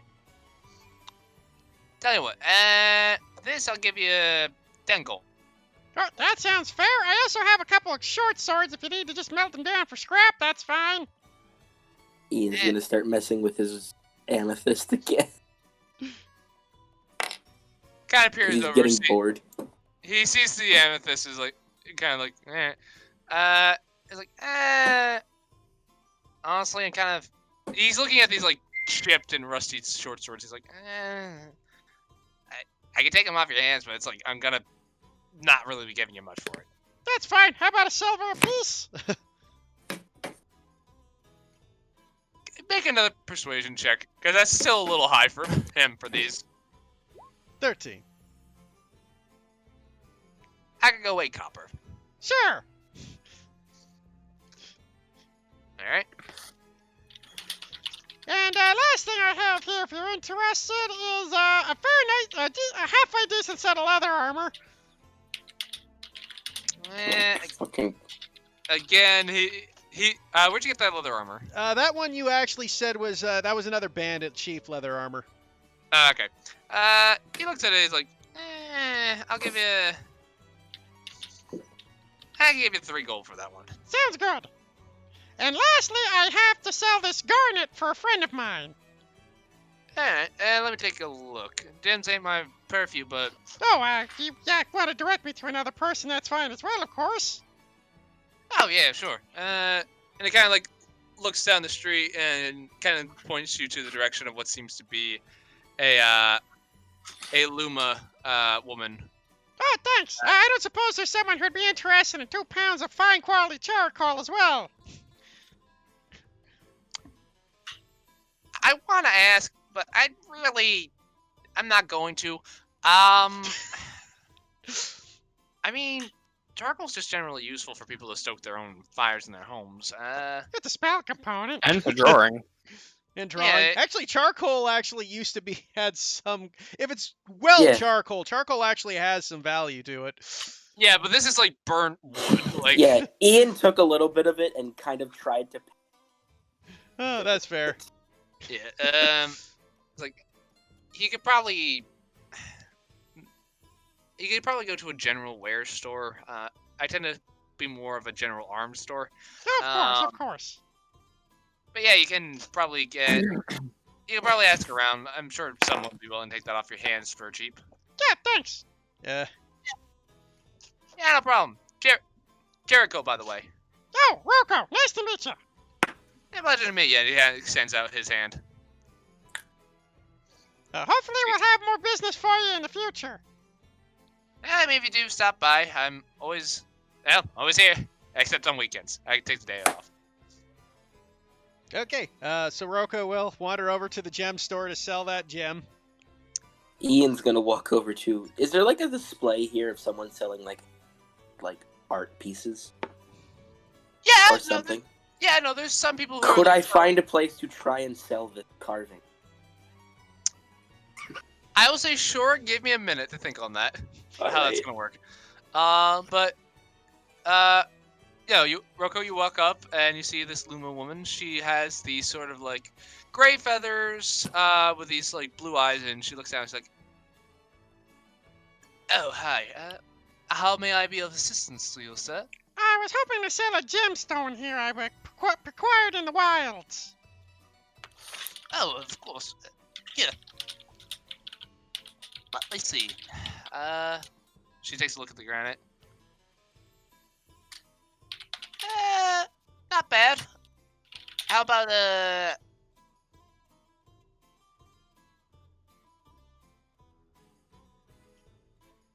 If you said something, Michael, I didn't hear you.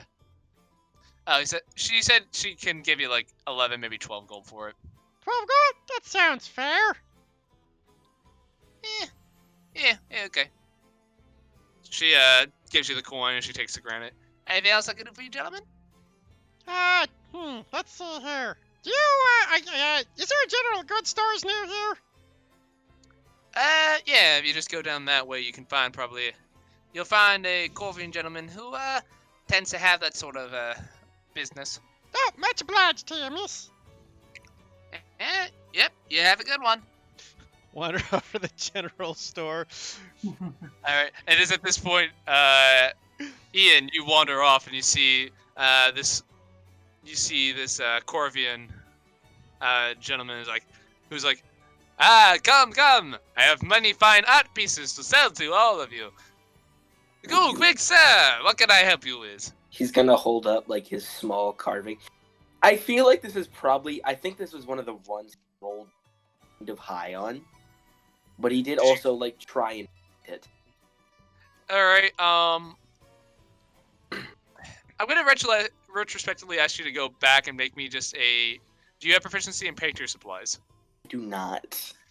Make me just a general, I will say for this, dexterity check. 16. Alright. It's actually a pretty nice, like, wooden figurine. It was of what was it, a deer, you said? It was of Ian crushing a slime. Got it. It's like, This is actually pretty well crafted and painted, good sir. May I ask, who is the fine artist behind this? Me. Really? One so big and strong as you seems to have such delicate and nimble hands. So, what are you looking to do with this, eh? Would you like to buy it? I could add it to the gallery, sure. How much are you looking to sell? Fuck, I didn't think you'd get this far. Fuck.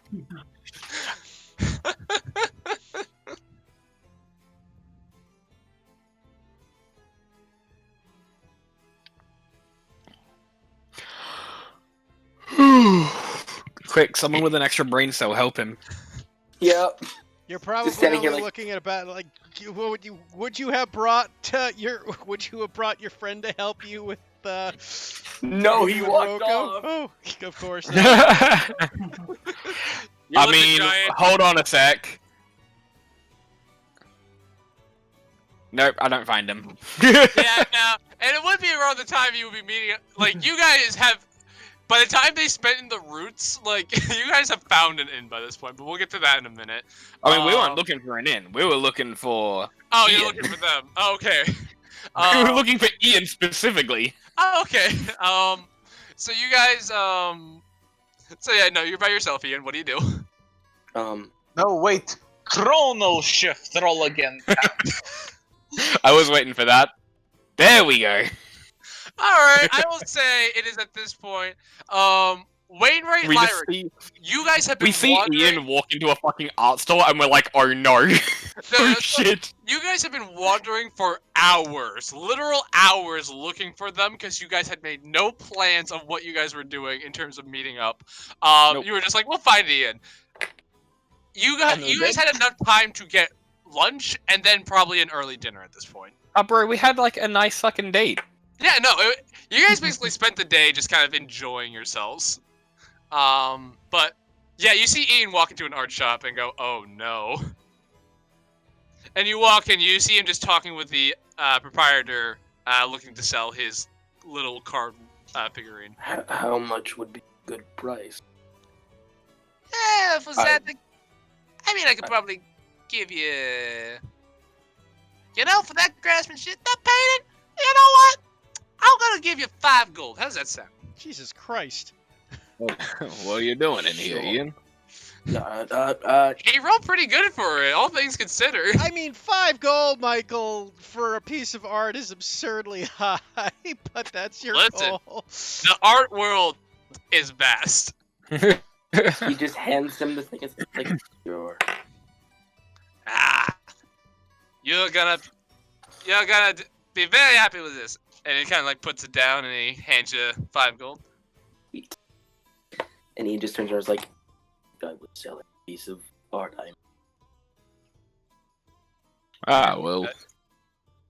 Well done, I suppose. It's a pretty hefty payday for some art.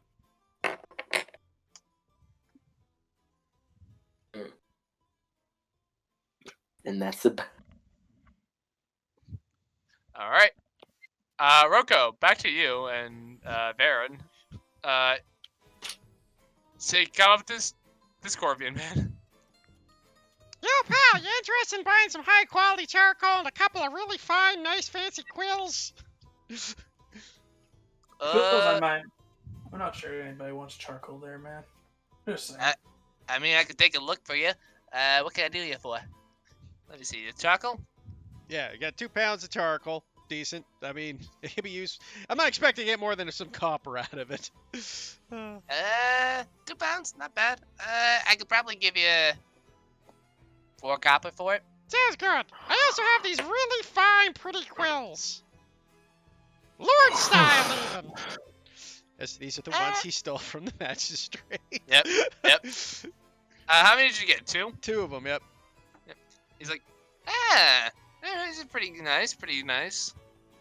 Tell you what, how about 7 silver per piece? Sounds good to me. Thanks, pal. Alright. Happy to be of service to you, sir. And he kind of takes the quills from you, gingerly, and puts them aside. Is there anything else I can help you with? Oh, I think I'm pretty good at this point. Thank you. Oh, by the way, I should have went back to get that pearl. Oh, well, thanks anyways, pal. And I'm assuming I can spot Ian since we probably aren't too far from him. No, he like, you guys were walking and he just kind of veered left while he was in the back. Yeah. Oh, hey guys. And, there you are. Oh, by the way, Liren, I will hand Liren 8 gold. For you, Jim. Thank you.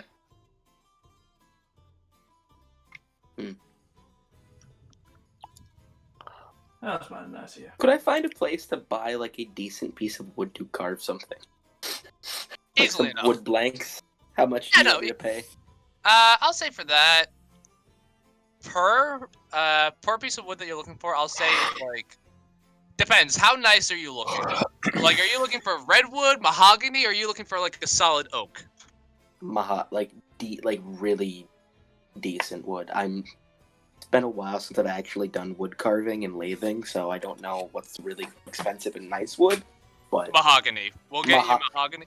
Mahogany. If you're looking for like a solid block of mahogany to work with, you're probably looking at least a gold. Like for like a small 1 foot by like a 1 foot tall, and like with 1 foot tall like pillar sort of like like a block of wood that isn't super huge. Yeah, no, like mahogany is expensive. All right, I'll give you a gold. All right, how many are you buying? Just the 1 or 2? 2. All right, you get 2 blocks of mahogany to work with. Cool. All right. So anyways, guys, I think we're about ready to head off to go find an inn or what? Yeah, I could feel. I think it's definitely time to sleep into something other than a tent or on the tree nest thing. Well, to be fair, I make pretty nice tents. That's fair, but you don't have the same insulation as a regular building, you know? Fair enough. Besides, I gotta get some food. I'm getting kind of hungry. Wouldn't mind a shower. Have you guys not eaten today? We've been having a trek. Yeah. We've been in the city for like 7 hours. How have you not eaten at least lunch? Because I don't know. Are there like food Ian stands keeps where you leading wanna us grab down. like a sideways Ian hot dog genuinely kind of forgot thing? that lunch was Yeah, a no, thing. you guys can get like some you guys can get some things like grilled corn and stuff like that. Meanwhile, It's Lyron and Wainwright. I would have say I totally would have cleaned bought up. everybody lunch at like a stall. We would have Lunch. probably walked past. all right. Take like I'll say 2 silver off. Expensive lunch. Oh wait, yep. Hey, this is the city, man. It's just expensive. But yeah, you guys grab some quick lunch. But Wainwright and Lyron, you guys actually like sat down to eat. Yeah, you know. We went somewhere nice. Yeah. If you two want to pay for lunch, it's like I'll say 2 silver for each of you. If you went somewhere really nice in the Canopy District. We did. All right, 2 silver for each of you. But yeah, no, you guys basically, it's getting late. You can see some of the stalls starting to close down. I'm assuming you're looking for an inn? Yeah. All right. For shits and giggles, someone may roll me an investigation check. Well, Hey! All right. Are you looking for? All right. I will give you the choice. Like, what style of inn you're looking for? High class, middle class, low class? What are you into the market for? Let's go for some high class shit. Let's be those people that are severely underdressed for a place, walk in and just slap down an absurd amount of money and be like, yeah, we're fucking patron. dude, we don't have an absurd amount of money. We have Alright. enough. We have a relatively absurd amount of money. Not really, man. I mean, I think with the whole party combined, we are under 200 gold. Yeah, but that's fine. That's enough. That's enough for a high class. Oh, fucking- before I forget, Rocco, were you gonna buy something else? It sounded like you were looking for something else. Oh, I was thinking of getting my pearl, but I'll hold off for a minute. Okay, so, Wainwright, Find somewhere nice. you guys, you lead everyone up kind of towards the Canopy District. You don't get in there right proper, just because, you know, once you start hitting it, like the Canopy District, like the very high end of it, it's gonna get ridiculously expensive. We're talking maybe probably 20 gold per night, if not more. But you find a nice kind of place that's kind of in between the Canopy and the Trunk District. It's called the Drowsy Owl. And you can see this really nice wood carving of a owl sign that kind of like has this like this owl with the dark circles under its eye and with like a nightcap on. You walk in, the proprietor Izzy Strigg and a like large Strigg hardy man goes, "Oh, new faces here. All right, what can I do for you, folk? Need a place to stay, or just looking to eat? Drink? We got drinks." Yeah. We need some lodging for a night or two. All right. Also, if you have a bath or something, that'd be really appreciated. Oh yeah, each of the rooms here got its own private bath. Awesome. Oh, wonderful. How much will these rooms run us? Per room, you're looking around gold apiece. Let's see. Wonderful. 1, 2, Fellas, 3, are we looking to share rooms, or do we want each of our own? I'll toss 5 gold down. Ain't Oh, you well, out, I suspect, then. As that he answers swipes that. the gold. He swipes up the gold and he's like, and he kind of like lightly tosses each of you a key. Cheers. Now, you get free dinner and a free breakfast while you're here. Wonderful. Much appreciated, Varen. Yeah, no worries. Been nice to the entertainers, tip them well. And if there's anything you folks need, don't feel any hesitation to ask. I'm right here if you need anything. Thank you, thank you. Lovely stuff. I think it's time for a bath. Yeah, probably could use one after all that walking. Yeah, especially after the uses, I still haven't really washed off. Still in my feathers. I mean, we were by a hot spring. You missed a golden opportunity. Yeah, if I remember correctly, that was literally steaming though, so... Yeah, but we cooled it off. It was pretty nice. I don't know. I don't usually try to jump into things that, into baths of water that spawn things that try to kill me. And yes, I know they ironic. Irony? Irony, yeah, I can't speak today. The irony of that. Me saying that, don't worry. It's not lost on me. Alright. Well, you folks enjoy your bath. And you guys go upstairs. Each of you go into your room. Your rooms are spacious, all things considered. A lot of the houses and buildings in Humblewood tend to be a bit smaller, a bit more cramped. Kind of like think of like New York City apartments where like space is of very high demand quality. But this space actually has this inn actually has a decent amount of room, like more room than most houses tend to have for individual rooms. And each of them has its own separate bathroom with its own bath, and there is a line of perfumes, bath salts, and soaps there for you. The pillows are nice and soft, and you can see each of them has a chocolate placed on them. Can birds eat chocolate? We will say Probably. yes, considering you're humanoids. Okay. Unless you're one of those cat folk. Or dog folk. Is there anything anyone wants to do for the night? I want to carve my stuff. One of the blocks mahogany. All right. Yeah, I'm gonna do more tinkering. All right. Anyone else? I'm just going to try to apply those arrowheads to the arrow shafts. All right. That will be simple enough. You can just do that. Roko will just get some sleep. All right. In that case, we'll start with Ian. What are you carving? Fuck. Just All he's right, carving a penis. We'll switch to Wainwright. Wainwright, think about what you want to carve. Wainwright, what are you working What are you working on? I think I want to work on a little like fucking magical transportable catapult for Ian to like launch his fucking rock friends at people. So you're looking for a way to give Ian the ability to cast a catapult spell. Yeah. Okay. Considering the scope of this campaign, Oh yeah, it doesn't need to actually like pan out. It's just something that he's working on, just tinkering with, just for the meme. Okay. Yeah, just gotta let you know that's probably not gonna go anywhere considering the scope. No, that's totally fine. Why don't Okay. you just Totally build him fine. Even if it's just like Camp, why even don't if you it's just build like a him little slingshot?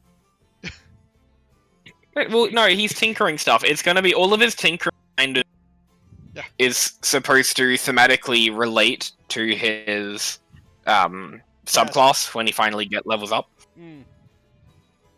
Okay. So, all right. So we'll say you're working on that. I'm not gonna have you making any checks for that. Just considering again, it's not. That may be something you could do near the end of the campaign, but not for now. That's fine. Ian. He's just working on ranged attacks. So. Gotcha.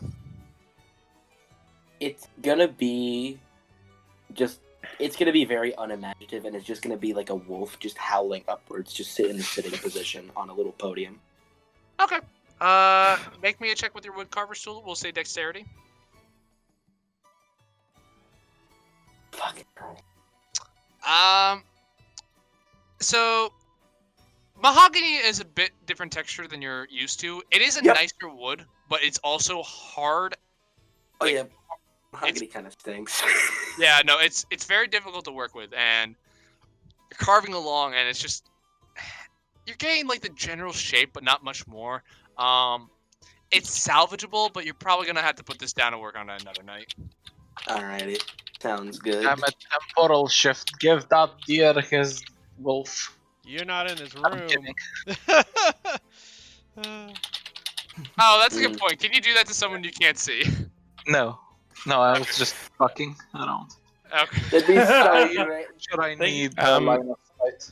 Hey, can I just, while we were out in the city, can I say Wainwright went to try and find a smith's tool set to buy? Yeah, sure. That'd be easy enough to get your hands on. Let me see here. Smith tools. Smith tools are 20 gold, so and 8 pounds. Yeah. So if you want to add that to your inventory and take out the gold, you are more than welcome to. I will do that. Easy enough to find. Cool. All right. Anybody else wish to do anything for the evening? I'm just doing miscellaneous research. Like, I don't expect to get spells or anything from it, just research. Fair enough. And as the hours of the night wind down, you one by one head off to bed, falling, drifting into sleep. Suddenly, you are all awakened. There seems to be the sound of commotion as things are happening outside of your inn. Give me a second. It's a bit rude. People are trying to sleep. Fuck off. Ah, bloody hell! As you're sleeping, you are awakened by this, what seems to be the ring of bells. You look outside the window and you can see what seem to be perched guard, leaving their normal post and heading towards some sort of location, and heading towards the trunk. Following the commotion, you can see a great deal of movement around the northern entrance of Elderheart. It's far away from where you guys are at, but you can hear in the distance shouts of people crying bandits. And that's where we'll end the session for tonight. Well, looks like we're gonna get paid again! Crack, crack. At least we're near a place to sell them easy! The bandits are coming. For curiosity's sake, just for bookkeeping, will we have a time to put our armors on, or are we running out buck? That is up to you guys. I don't need armor. Imagine having armor